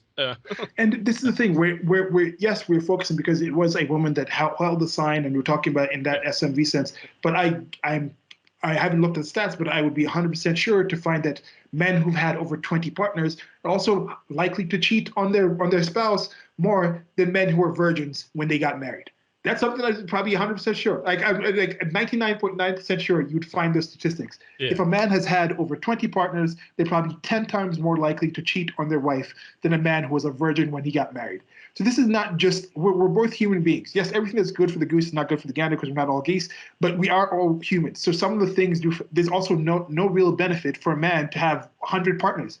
To have over there's no real benefit to it. I'm not saying it's inherently negative, but what are you getting out of that? You're probably not getting that unless you're like a professional, you're like a porn star, you're a sex worker or something. You can say, okay, there's a financial aspect of it. But otherwise, there's no real big point. You can do 500 different positions with one person versus do one different position with 500 people. I don't really see the different value of having those 500 positions with 500 people versus 500 positions with one person. That's in my mindset. This is not necessarily a mindset I had when I was in my 20s, but I was dumber and stupider in my 20s than I am now. Well, and also too, you know, they try to make the argument against me, like, oh, don't you believe in freedom? Yeah, I believe you have a right to sleep around. I'm saying it doesn't end well. Like I had a right to drink as much as I did. It doesn't mean I should have. You know, it's the same thing. It's like we're saying people have the right to, sure, but that doesn't mean freedom from the consequences of these decisions. And it's like maybe it's hard for them to accept that these decisions have consequences, again, avoiding responsibility, but it's like, again, if someone can show me there's a benefit to women and having a ton of partners, I'm willing to see it. But as of yet, I just see the opposite. So yeah. Now the next comment is some horseshoe theory here. Whereas we talked about there was some more like free sex positive type of feminist women who are like, yeah, like how dare you objectify this woman by doing this? Now here we have more of like a traditional man with his conservative type of mindset with this comment, and he says, her value goes down to those who see her as an object. Those that see her as a person, as a child of God, with divine eternal nature that can repent and be made clean, not new through the atonement of Christ, see her worth as great in the sight of God. I'm gonna laugh react to that right now because I hadn't seen this before. But I'm gonna wow react to it, not laugh react. Like, I'm mock this because I think this person is being genuine. But to me, it's like wow, this mindset is pretty wow. Because like in the sense, first of all, unclean. I don't think you're unclean if you have multiple sexual partners, unless you have like an actual sexually transmitted disease. Then you can say yes, subjectively something that's actually gone. But there's people who sleep with one person and get 50 STDs or get 5 STDs for that person. That person in my mind is more. has gotten something more from it than somebody, a porn star who might have had 500 partners, but all of them were tested and everything. So that whole uncleanness, I don't buy into that. I am a-religious. I don't buy into this whole uncleanness and God, and she needs to, God's going to come in somehow. And this is something that is a weird thing with a lot of religions. You can see it with Christianity. This fascination of like the Virgin Mary, like can't have had it has to be this clean vessel to have God come through. It's weird. It's weird. What do you think of this comment? I mean, again, but again, in line with the argument, I mean, we're not saying people lose value as human beings, and I forget if I said this in the below comments or what. Like, you know, a woman could sleep with a ton of guys. You know, that's going to hurt her sexual market value. Could she still be a good friend? Could she still be a good sibling? Could she be a good employee? Sure. I'm not saying she doesn't have value as a human being, but you know, if you do sleep around, that's going to impact. I mean, I don't see a way around that. Yeah. Yeah. All right, the next comment was just me and Stephen going back and forth, talking about human resources, some stuff we talked about here, and also just in general, if a woman thinks her promiscuous sexual history with multiple partners is something that shouldn't really be a negative to her, nobody is forcing her to seek the men who value women with a lower number. So I think that's kind of thing, and of course this got down later where people just they obfuscate and they say it's either over 25 or promiscuity or virginity. Like there's a spectrum. Most people on average have had 6 partners. I think that's a thing that was found in the United States of America.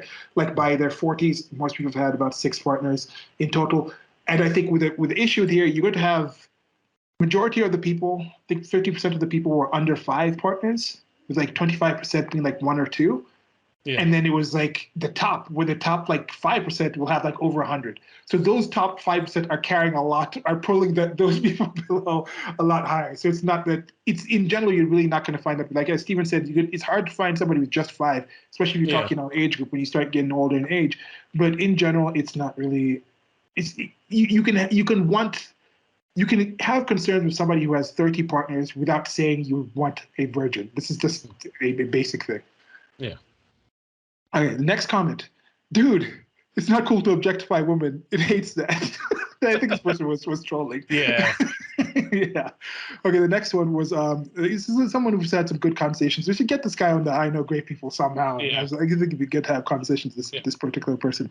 Okay, so I'd say your value is based on, at least in part, in the character, and your character can certainly be poorly reflected in your sexual history. If a man has a known habit of having sex with women and then disappearing from their lives, it says something about his value to a woman as a potential partner and provider. But for some reason, many modern women feel they should be exempt from all consequences of their choices.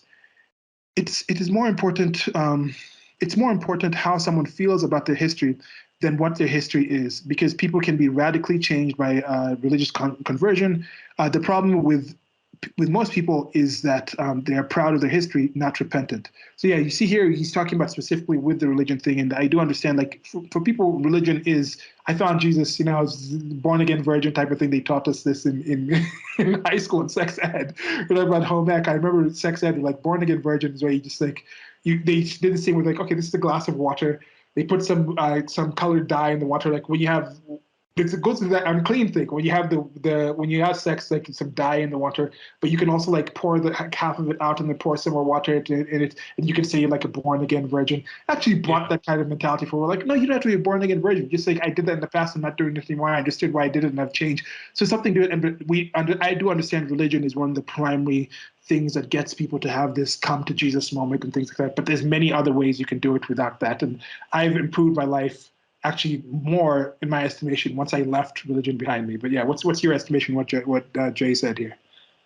I mean, again, I kind of have mixed feelings because, like I say, he talks about the men having sex and disappearing.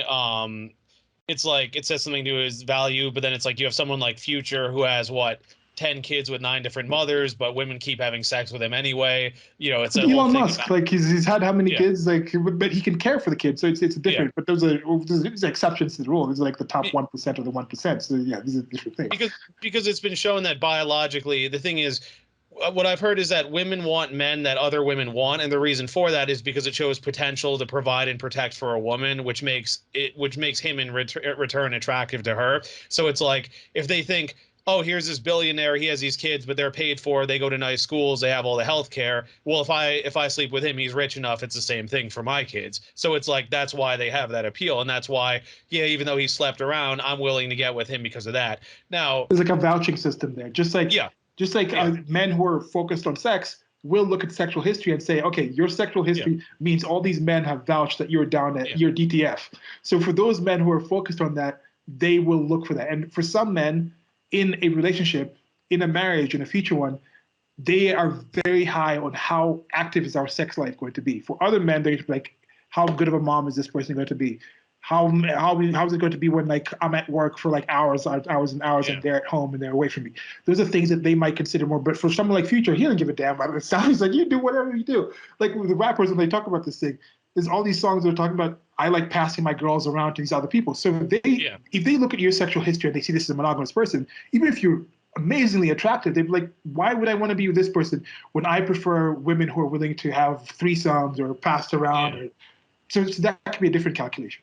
But I would make the point though, to my initial point though, it doesn't work like this for men though, where like I'm not going to be attracted to women because other men find her attractive. I find her attractive based on my own judgment. Like, someone made the point like you can get all the men who think Lizzo is attractive in a room. I'm not going to be influenced by that because it's like to me it's still, no, I don't want an obese woman, all that. It's like I still, would look for, youth, fertility, all that. So it's like it's a different dynamic, men versus women. But they've explained that's why there may be a guy. I'm not going to mention his name, but I can show you a picture later or something. Like there was a guy I went to high school with who, was kind of average looking. Guys would actually think like kind of make fun of his appearance, but like he got a lot of hot girlfriends and amongst a lot of guys, we kind of wondered this about him. Like one guy was like, how does so and so get the hot girlfriends? Someone else is like, yeah, I always thought he was funny looking, but he always gets all these women. But then I realized now that was that dynamic of he went for girls that were like lower in classes than him. So it was like, oh, an older guy likes me. And then in return, girls would see those girls with him and then be, oh, he must have something going on. Then they'd be interested and on and on. So like All right. it took me some time to realize this. Yeah, again, I don't want to mention the name or I can show you the picture later, but like I kind of wondered about this myself, but then when I got to understand this stuff, I'm like, okay, it makes sense now. Whereas, like I say, with like, if you had a female equivalent of that, like, again, find the guys who find her attractive. You're not going to see all these guys flock to her all of a sudden, Yeah, most likely. but there's Yeah, different games and calculations they can play. This yeah, whole don't hate the game, hate the like, don't hate the player, hate the game. I yeah, do exactly. understand like with like PUA, I dislike these people because yes, you can use those tactics and ask 100 people these things, and then 1 out of 100 will say yes. But do you really want to be with the one who would fall for that line? Like in Yeah, this situation, yes, he's doing that. Yes, there's people that would fall in this gamified way. But are those people really people that you want to be with? Like a woman might be like, yes, I can go out there and twerk and things like this and do what and get all these people on my OnlyFans and things like this. But do these women actually want to have a long-term relationship with anyone, the people who are willing to just throw money at them because they twerk? I don't think most women do. So these are the kind of things where you can use those tactics, you can get people those tactics, but that's not the sort of people I think most people want to actually end up with. yeah, Yeah. Okay. Next comment. Somebody says people here need to read Poe's Law, and for Poe's Law, that's something that's what I was wondering. Some people are just trolling here. People are serious with this thing because Poe's Law is like without a clear indication, then somebody might be trolling. Without a clear indication that somebody's being sarcastic, something with it, no, without a clear indication that you are being sarcastic, yeah, some people don't really pick up on your sarcasm. This is something that I get myself caught on where I have to like go back and like, no, I was kidding. I was being sarcastic with these things. And yeah, so this person said this, and I don't know who in particular they were referring to, but that's why I started asking some people. Because even before I was wondering, are some of these women or some of these posts kind of trolling? Some were clearly trolling, like the dude, like don't know, it's not cool to objectify him. That seemed to be clear, but with some of these other comments that some women posted like below, I was like, are you for real?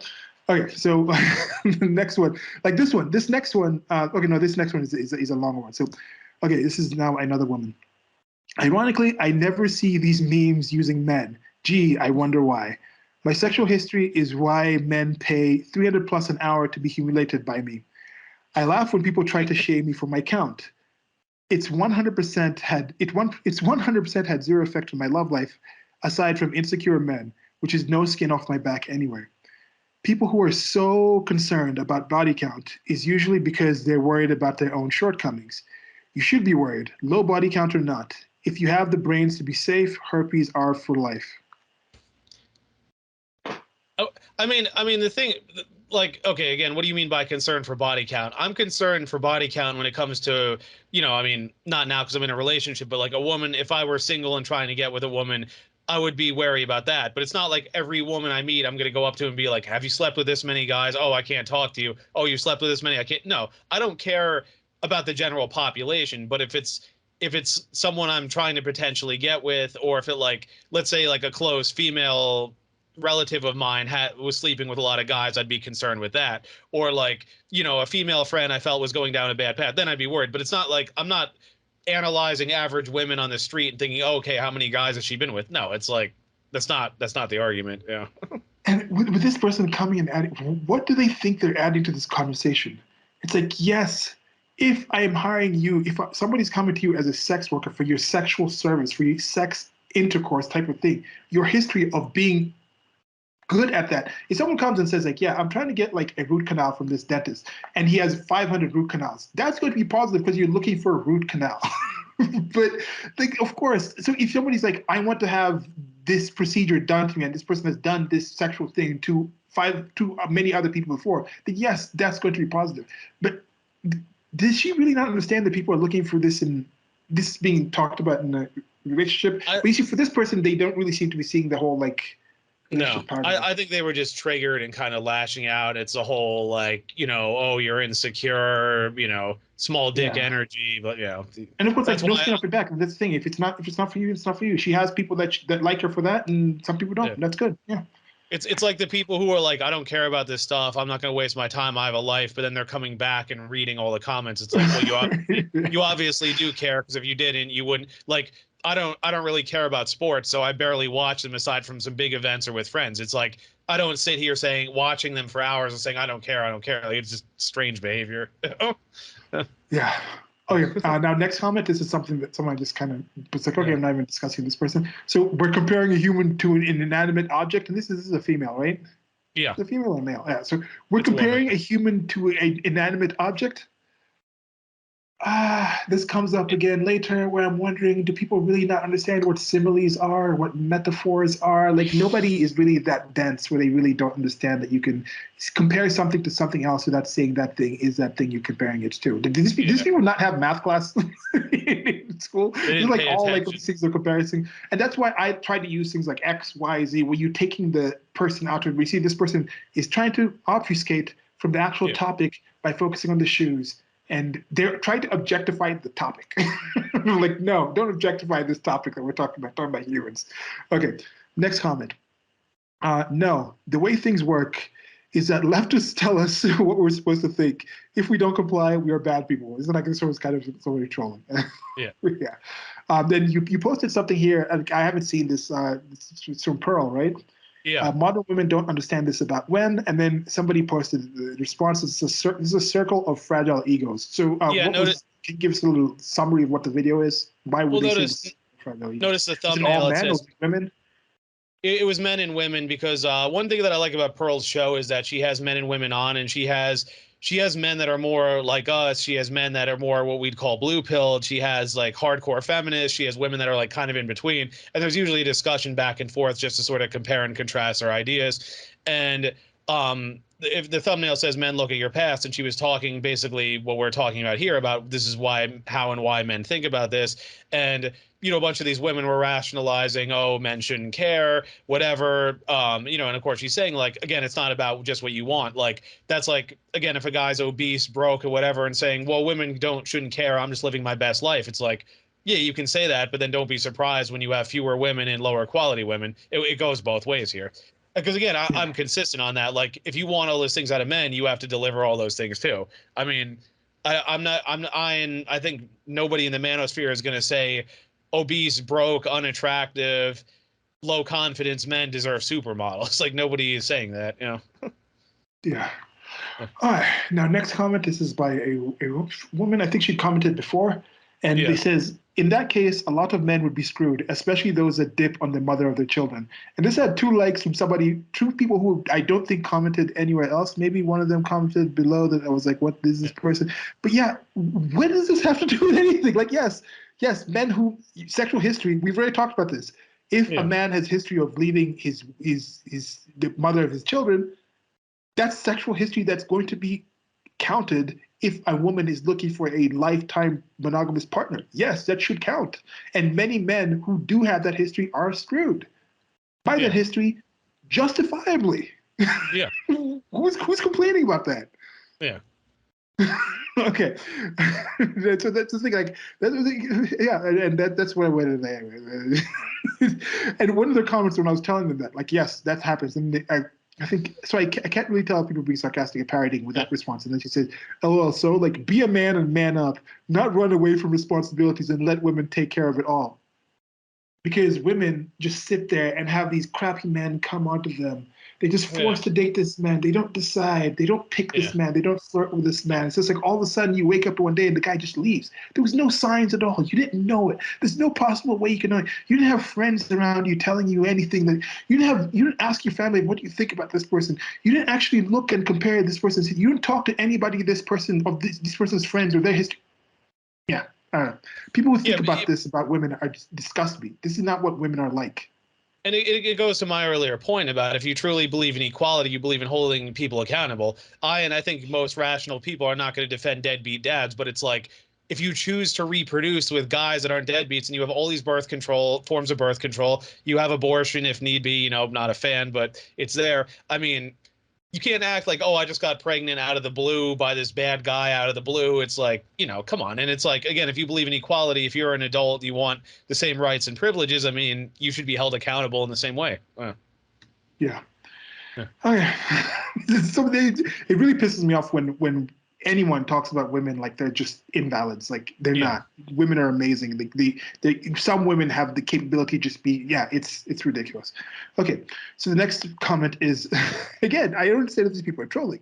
Comparing a human to an object that is owned in capitals is about the most disgusting, toxic notion ever to come out of a human.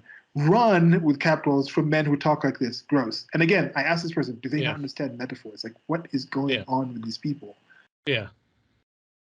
Okay. And same thing in the comment below. It's just the same over and over. Jesus Christ, people aren't shoes. I'm like, we went into more detail because I was like asking. I was like, are you being sarcastic? Like I was like, like when she says Jesus Christ, she understands she's not actually invoking a conversation with Jesus Christ. So you can say when you're talking about shoes, not the actual shoes that are in there. And so this person tried to get into more in depth. With the conversations that we had with them, they end up getting away from, they're not focusing on the shoes. And they're not focusing. They started admitting with the history thing. So it's just, they started going to like, what is opinion? Like, we've talked about most of the things that we've actually that we went on in the long conversation with this person, and this is like I'm just trying to seek some level of understanding to people. Like you can seek to understand somebody, doesn't mean you have to agree with them. And somebody started coming in on these comments that I hear below, and it's like, you value your own opinion. I'm like, yes, I value my opinion, but I also value the opinions of other people, and I value trying to understand how people are coming at different things, because some people seem to be seeing this in an entirely different way than we are. Yeah, because like for example, here she says like if a man devalues a woman because of the number of men she has slept with, or conversely because she's of her inexperience of virginity, it says a lot about the man.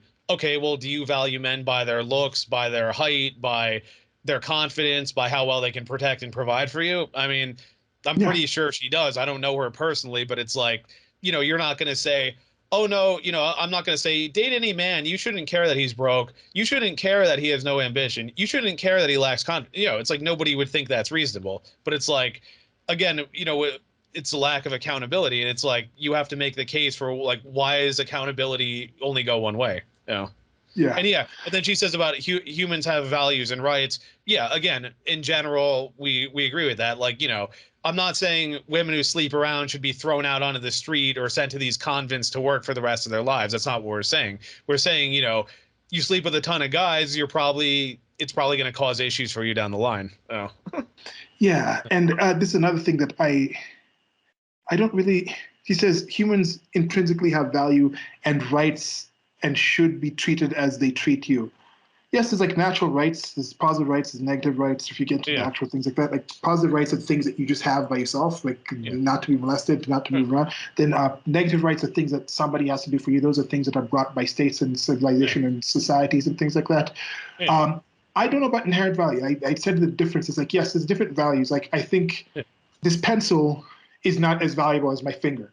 But Yeah. my hand can use this pencil and do things with it and draw things that they create value. That drawing that they create is not as valuable. It's not the same exact value that Stephen has with the drawing that he makes about the same thing. But so there's actually different things. There's a difference between inanimate objects and animate objects. But this whole idea that humans are not objects, no. Objects as in something's objective, something you can see that has matter, that has something you can actually judge, and it's an object in space. My hand is an object. If my hand is chopped off, it's not me. My hand is not alive in and of itself. Yeah. We talked about this in the what is a woman thing, talking about what is the actual definition. Like, is there going to be a point in the future where you can actually change your actual sex and actually be complete, like you're born a male, but you can change your entire organs and things like that. If I have a heart transplant, I could get a heart from a female. That's a female heart with female DNA and things like that. But that's an object. That's not the woman itself. It's valuable. But it's still an object being put into me. But when it's in me, it's part of me. It's an object that's part of the organs are part of me. So I don't really think it's negative to be an object. But you're judging this human. Their sexual history is, what does a human, as a mind controlling the object that is their body, do with that body? Who do they give access to that body? How do they pleasure that body? How do they value that body? So those are things that how do they treat that object? So that is, to me, a valuable thing that you can actually look at. It's a valid thing to judge. It's not objectifying in a negative sense. Yeah. Okay, next person. Yeah, go ahead. Sure. I didn't have anything else. In that. Okay. I didn't have so anything else. The next one was, this one I was like, are you serious?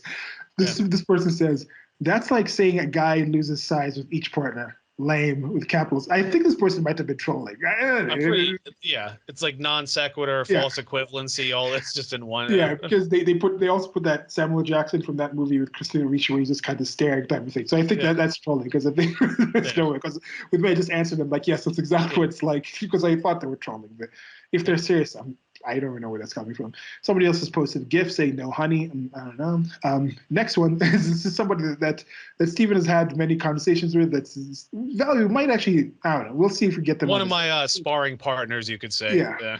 This is a longer conversation. This is a longer response. So I think there's a difference between anything goes and different strokes for different folks. The truth is you can't expect everyone to want you and just be whomever you want. You should be whomever you want as your own right to liberty and independence. Other people accepting you and valuing you is their right to liberty and independence, especially when it comes to desiring you. However, I think how many people you slept with is kind of, I want to marry a young virgin kind of line of logic. One might say it's not the same thing, but it is on the same line. Yeah, I agree with that. Perhaps some would find someone who's been around as intimidating and might feel insecure or unspecial. A human being, whatever chromosex or gender, has unlimited potential and capacity to develop depths not known to us. If someone lied to you and told you that they hadn't been around and you believed them, one could argue that the ability to identify between the two are inconspicuous. I think the issue is people feeling insecure because they don't feel special. This could very well be or not. It all depends on how someone sees special. These things aren't based on one buyer. One buyer. This is all the same with buyer as well as in quotations.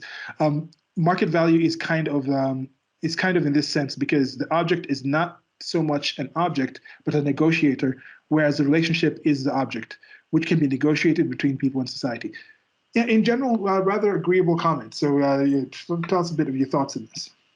So, I mean, I agree and disagree on different things. I'll just sort things of in here like unlimited. I'm like, nah, not unlimited.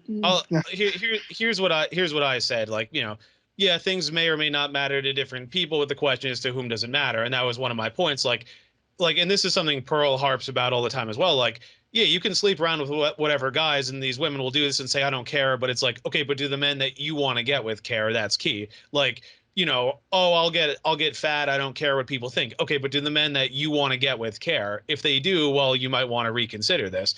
It's like, you can drink, do drugs, gamble excessively, say, I don't care what people think of me. But it's like, if you want a quality partner, most quality people are going to look at that and say, no, this is a problem. And then I said same thing with body positivity. Like, yeah, you can balloon up to 300 pounds, but then it's not fair to complain, hey, how come the high quality men don't want me? It's like, where do you see wealthy, good looking men with obese women? And then again, same thing what I've said about men.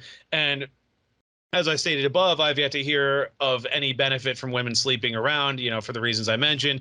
Again, willing to hear explanations otherwise. And then I basically said it's like sleeping around. It's the same way I view excessive drinking, gambling, and drug use. Like, yeah, do you have a right to do it? Sure. I mean, your body, your choice. But do I think it's healthy, beneficial, and should be glorified? No. And again, it's like you have a right to do it. It doesn't mean you have a right not to deal with the consequences. And then Yeah. you responded. I don't know if you want to, say. Yeah, with my response to the state of in general, it's the good stuff, and it's talk about the markets, like the freer they are often involved in negotiations. I don't Yeah. just go to a potential client and demand that they value my service, or nor can a provider just insist I value their goods. We present Yeah. ourselves to each other and see if we can agree on doing X under Y parameters for Z amount of time. And in this one, she also talked about how it's being simplified. So both examples of sexual history and the owners of shoes are very simplified. But I think it was perplexed why some people didn't get that, because she seemed to understand the thing here.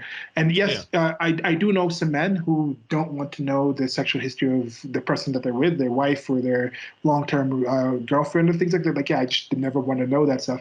And I do understand there is an aspect where they might just like be thinking, oh man, 30 guys, like they might start picture who are these guys, where every guy that she's still talking to was this one of the guys, and they might have that thing. I do understand that's a fact, that's part of it, but I think in general it's kind of just looking into the history. Like if you're buying a car, again, we're comparing things to objects. If you're buying a vehicle, you look at the past, and it doesn't mean the vehicle is going to break down in the same way. But if you know the past, there might be an issue. If you're looking at an athlete, I mean, okay, this athlete, I'm signing this athlete to my team, and they have a history of having certain injuries in a certain way. Like, yes, okay, this person might have this thing in the past, so we're going to consider this. Does not necessarily mean it's going to entirely devalue who that person is right now and what they can do for us. If you look at if you're hiring somebody for a job and they have a history of achieving certain things at a different job, the same thing you're hiring them to do at your job, and they've done it multiple times in the past for other people, then that might be because you're looking at that. So there might be consideration, but for some people, they don't really care. Like, what can you do for my actual employment? So that's Yeah. that's something that's in there. Does not necessarily mean you're fearing the fact that they've had this and you might feel lesser. That definitely there's some men out there who that's a big part of why it is. But I think we've already shown that just that past behavior is an indication of future behavior, the chances where they might be like something you might just want to know about their personality. And of course, they can also tell you about that and explain why they were that way in the past and explain why they're not that way now. Yeah. And I would argue too that a lot of these values, even though we're talking about subjective value, it's kind of like aesthetics, where it's like there are certain things that are objectively hold up, and then there's little subjective things. Like we've talked about the Fibonacci sequence, the golden ratio. Like you mentioned, Amber Heard has a very striking face, and it was shown that she had one of the most symmetrical, proportional faces. That's why she was ranked one of the most beautiful women in the world. And they've done studies showing that men of all ethnicities find that attractive. Now, are there subjective things? Sure. Like some people prefer blonde, some people prefer redheads, some guys like taller women, some guys like shorter. Yeah, there are little subjective things, but it falls within certain parameters. Like, um, you know, do men generally want women that haven't been run through by all these guys? You generally. Are there exceptions? Sure. Are there guys who don't care? Sure. But as a general rule, this holds up. Like, are there women willing to date poor men? Yeah. But in general, we know poor men don't have their pick of the litter. Rich men do. Yeah. Yeah. Okay, now down to the last three comments. Winding this down, it's been a great Yeah. conversation as per usual with Stephen. Just Thank you. because when this thing was going through, it's like, okay, this is going to be a conversation. We're gonna have these, and there's probably some other threads and some other things that we talked about where Yeah. we might actually get to that. So this next one was an obvious troll. We're just gonna go over it and not even really say much about it. So my guess is that the fungus you will get from her would be far more dangerous than any from a used pair of shoes. Okay, yeah, whatever. That is some low level stuff. Now this next one was something that took us a bit aback. Like we're like, where is this coming from? Now I'm just going to read it. Do you think this person was serious or not? From y'all listening, I'm also with Stephen. We've talked about this, and we'll talk about it. For you listening to this, this is a female. She's posting this and says, "Classic incel bullshit. They can't get laid anyway." And then they say, "I'm rejecting you, so you can't reject me." Well, Yeah. So yeah, I what wrote do you I think? wrote it. I wrote a comment on one of your posts, and I wrote my own status about this. How I find this kind of stuff funny because people will say things like, body count, all sexual experience doesn't matter. But I said, look at the way members of the opposite sexes insult each other and, members of their own group. Like if a woman sleeps around, what do we hear? Slut, whore, skank, whatever. It's like, but then like with guys, if a guy doesn't get sex, it's incel, virgin, loser, you'll die alone. It's like, okay, men who don't have sex are getting made fun of. Women who have lots of sex are getting made fun of. I showed Christina Mean Girls the other day, and like there's that line about, Regina hates you because you're such a. It says everyone hates you because you're such a slut, and then boo you whore, and hangs up on her. Like, the question is like, okay, if these things don't matter, why is that insulting to women? But if you say that to a man, he's not going to care. But again, it's like you're not calling women incels, virgins, whatever. And then it's like, why are these such a common part of the vernacular if they don't matter? Like, it doesn't make sense. Yeah. Yeah. And because this person seemed like someone went at them pretty harshly in the comments, and they seemed to say like they seemed to claim that they were kidding or they were joking, or maybe I should use a satire font to roll his eyes. So I don't know, maybe they were being satirical with this, but this same person, I went and posted on my screen like, okay, women's sexual history doesn't count. The same women. Oh, you're just an incel. Like you can't. Like you need. You're just you're just an incel. And you're afraid of experienced women and their value. So someone will say sexual history doesn't count. A man shouldn't value sexual history. But then on the other side, they will say that a man who's involuntarily celibate is also annoyed because he can't get women. He can't get women to sleep with him. So somehow sleeping with women is valuable, but women having slept with men is not something you should consider valuable. And then they also say inherently, or they say experienced women are valuable. So somehow not sleeping, having a history is not negative. It's just valuable. That's a weird kind of dichotomy that I see there. And people do understand this. They understand there is something about this. That whole comment where it's like someone gets to their 30s and they're like, I'm tired of playing around. Like I want to sell.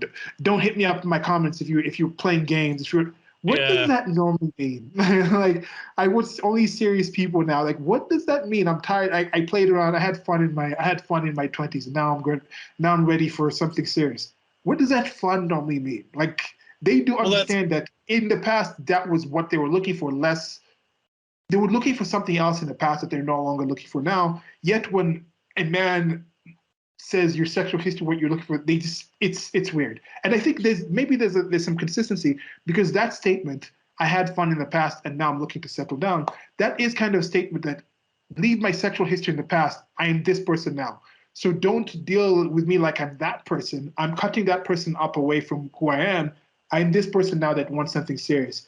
So I think maybe they're subconsciously shutting the door on you judging what they did in the past. Maybe that's something that's in there. Well, because I've seen the earlier side of that where women will say things like, oh, I don't want to get too serious too soon. I want to live my life. And of course, you know what that means. They want to sleep around. And then they hit what our guy Rollo Tomasi calls the epiphany phase, where they start hitting late 20s, early 30s. And it's like, okay, my fertility's in decline. I better get a guy something serious before too much time passes. Because I think and I've seen this in interviews too, when a lot of these women are in their earlier 20s, it's like, oh, I have all this time ahead of me. The world's my oyster, all that. But I mean, as you know, I mean, you're a little older than me. It's like time goes faster than you think. I mean, it's like, and there's even, there are even those studies showing that like as you get older, time seems to go faster and faster. Now there's reasons for that. Like they've said, one explanation I've heard is that because when things are new, they stand out in your memory, then things start to blur together. Like I remember towards the end of my life, my grandmother lived to be almost 100, and she's like, I feel like you were born yesterday. And it's like, I'm about to turn 34. That wasn't yesterday. But then you realize, like, as time I think goes it's mostly faster, also just like perception of life, because like when you're 2 years old, a year is half your life. Yeah. When you're 50, a year is a 50th of your life. So that's just, it's just going to look different, like perspective wise. Yeah, and again, but again, they've also said like the first time you go swimming or whatever, you may remember it or certain things that happened. But then if you were to go swimming like most days a week for years, it's like it's all going to blur together, because unless There's something less first monumental, when you get older. yeah. So it's the same thing, and I think a lot of it's because these women are in their early 20s. It's, oh, I have all this time ahead of me, but then it's like they start to hit the late 20s. That's like, I better get serious. Clocks ticking, all that. So I think that's part of it as well. But I mean, I don't have solid proof one way or the other. Yeah. Yeah. All right, so now we'll go to the last one here, and again, I don't get this. This is by a female. It says, you know who's literally never making these posts about women's body counts? Dudes who have unlimited access to women with looks slash money slash charisma. It's always the men who seem to have struggled to get all the worn out shoes, quote unquote, to bang. Very interesting, if I may say. Well, I my response to this is like, again, like what we were talking about, like guys like Future, whoever. It's like, yeah, the women who sleep around, those are fun women. They'll sleep around. They'll say these are my side chicks, but are they marrying these women and building families with them? It's like, like yeah. do they really respect those women? Yeah. Earlier I was talking about how, like you mentioned, the eti that I really like words. I really like Yeah. semantics. The person who was commenting here also was like said they like semantics, but I don't think they were engaging in semantics. If people were talking about solipsism, it's like that's not really solipsism. What you're talking about there, you're talking about this is oversimplified. But then they talk about, oh, the shoes thing is too simplified. But then like, yeah, isn't saying my sexual history, my value is not based on my sexual history. That's also a simplified comment. So, and I have a pet peeve with people who say literally, because in my Yeah. experience, especially with Americans, when they say literally, they mean figuratively. Because this Yeah. person says, you know who's literally never making posts about women's body counts? They don't there's no possible way they actually mean this literally. Yeah. Because they go on and say, dudes who have unlimited access to women. What do they mean unlimited access to women? How many dudes do they know that have unlimited access to women? And those dudes, let's say you look at like a Future or even the Elon Musk, what sort of access to women is he having? Is he wifing up these women? Nah. He's having kids with them. He's doing it. Future, is he Yeah. wifing up this women? Nah. He's having No. kids with them and leaving them at all. Like Elon Yeah. Musk at least has married a few of them, but Elon Musk at least is actually caring for some of those kids. But what is the relationship? So what is this woman looking for? If this woman with the sign saying bisexual, if she's just looking to be a side chick for some guy, some wealthy high status guy, she could probably find some sugar daddy sort of guy, or just some wealthy guy, even some sugar daddy Yeah. who's not much older, somebody her age who's a player who's out there she could probably go and find some athlete. She's passingly attractive. She could find some athlete, some famous person, somebody with means, some dentist with a decent job who's single. She might be able to find it, but to find somebody who's actually going to, is that the sort of person that she's looking for? So I don't understand this person who's saying this. Dudes have unlimited access to women with looks, money, and charisma. I guess she's saying like the men with looks, money, and charisma somehow they don't make posts. But do you think they don't care? Like, look, like, I'm looking at those Well, men with looks, money, and charisma. Who do they marry? Not who do yeah. they sleep with. Who do they marry? Yes, some, and it's another thing. Some athletes, some of these high, like you look at a Johnny Depp. He has looks, he had money, he had charisma. But you look at who he actually ended up with. Because looks, money, and charisma, like you see, she's valuing looks, money, and charisma. Because that's Yeah. what females in general value in base level. But Johnny Depp was a broken human being that ended up with broken people because he didn't value the actual valuable things, the underlying things. But you see, even this woman is setting up looks, money, and charisma as the top level things. But that's not what makes a strong relationship, a strong, long lasting marriage. Simply looks, marriage, and charisma is not what's going to actually do that. Yeah, because again, it's like it was like the earlier point about like the average woman sleeping with the 8, 9, or 10. Like she may think she's great. Oh, I slept with this guy, but it's like, but again, that man's not marrying her. That man's not showing her off to his friends. That man's not, it's not like me and Christine where we have all these photos of us together. It's like, yeah, he's maybe sleeping with her on the side, but then he won't talk to her in public. It's like, Mhm. it's like, do you really want to be in that category where you just get, yeah, it's like, yeah, you're sleeping with this guy, but if he's just using you and moving on, I mean, is that really something to brag about? I mean, again, I'm not a Yeah. woman, but it's like, I can't imagine I wanting to be used and discarded for someone else. I mean, Yeah. yeah. Yeah, and then to finish off, I'm not going to be figurative with this person because I think they said figurative is like very interesting, I might Yeah. say. Yes, I know you may say. You're the one typing. You can say whatever the hell you want Yeah. to say. You don't have to write I may say. And I don't really think you find this interesting. Yeah. You're trying to be sarcastic. You didn't respond because I asked him, did they actually mean this? But I actually have found this thread to be interesting. Found the Yeah. conversation that we had about it interesting as well. I think we're towards the end of it, I think we wound down. We thought this was going to be Yeah. like under an hour, but imagine if we actually went through and actually read every single one. It would Yeah. make way much longer. But I think Yeah. we've done this thread justice.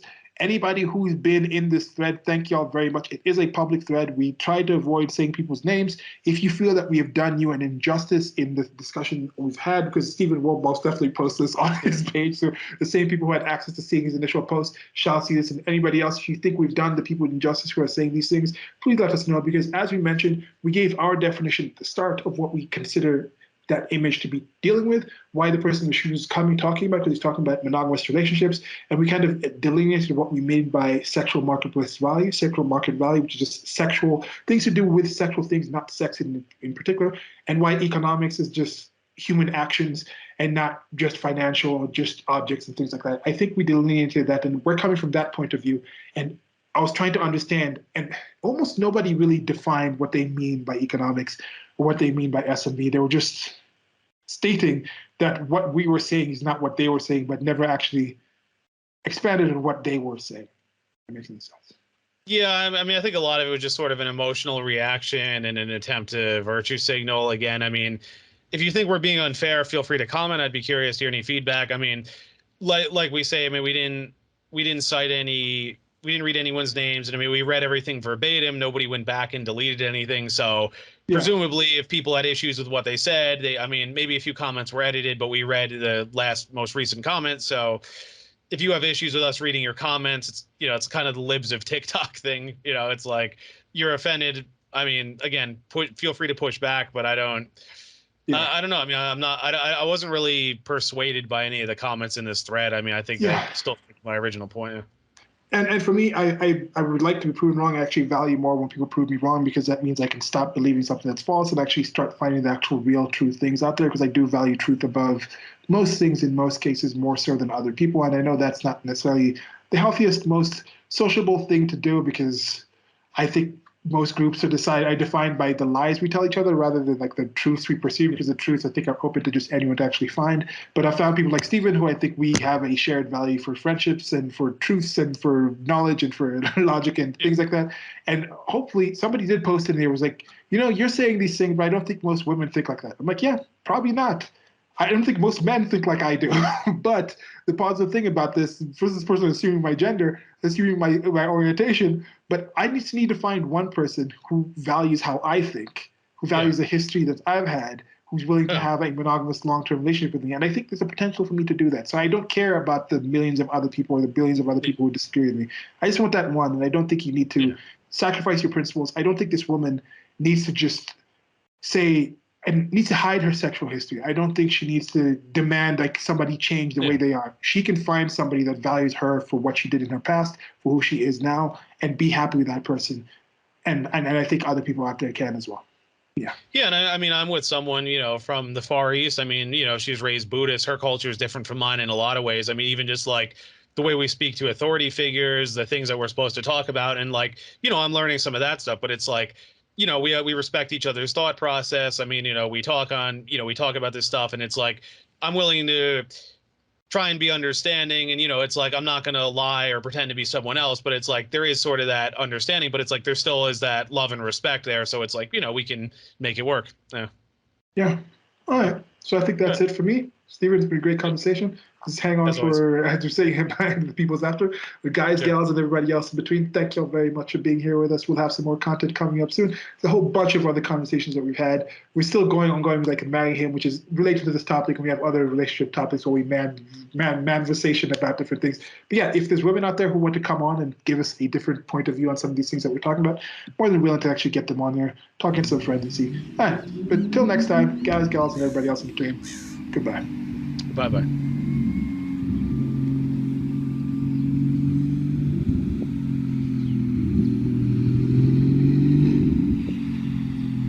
Mm-hmm.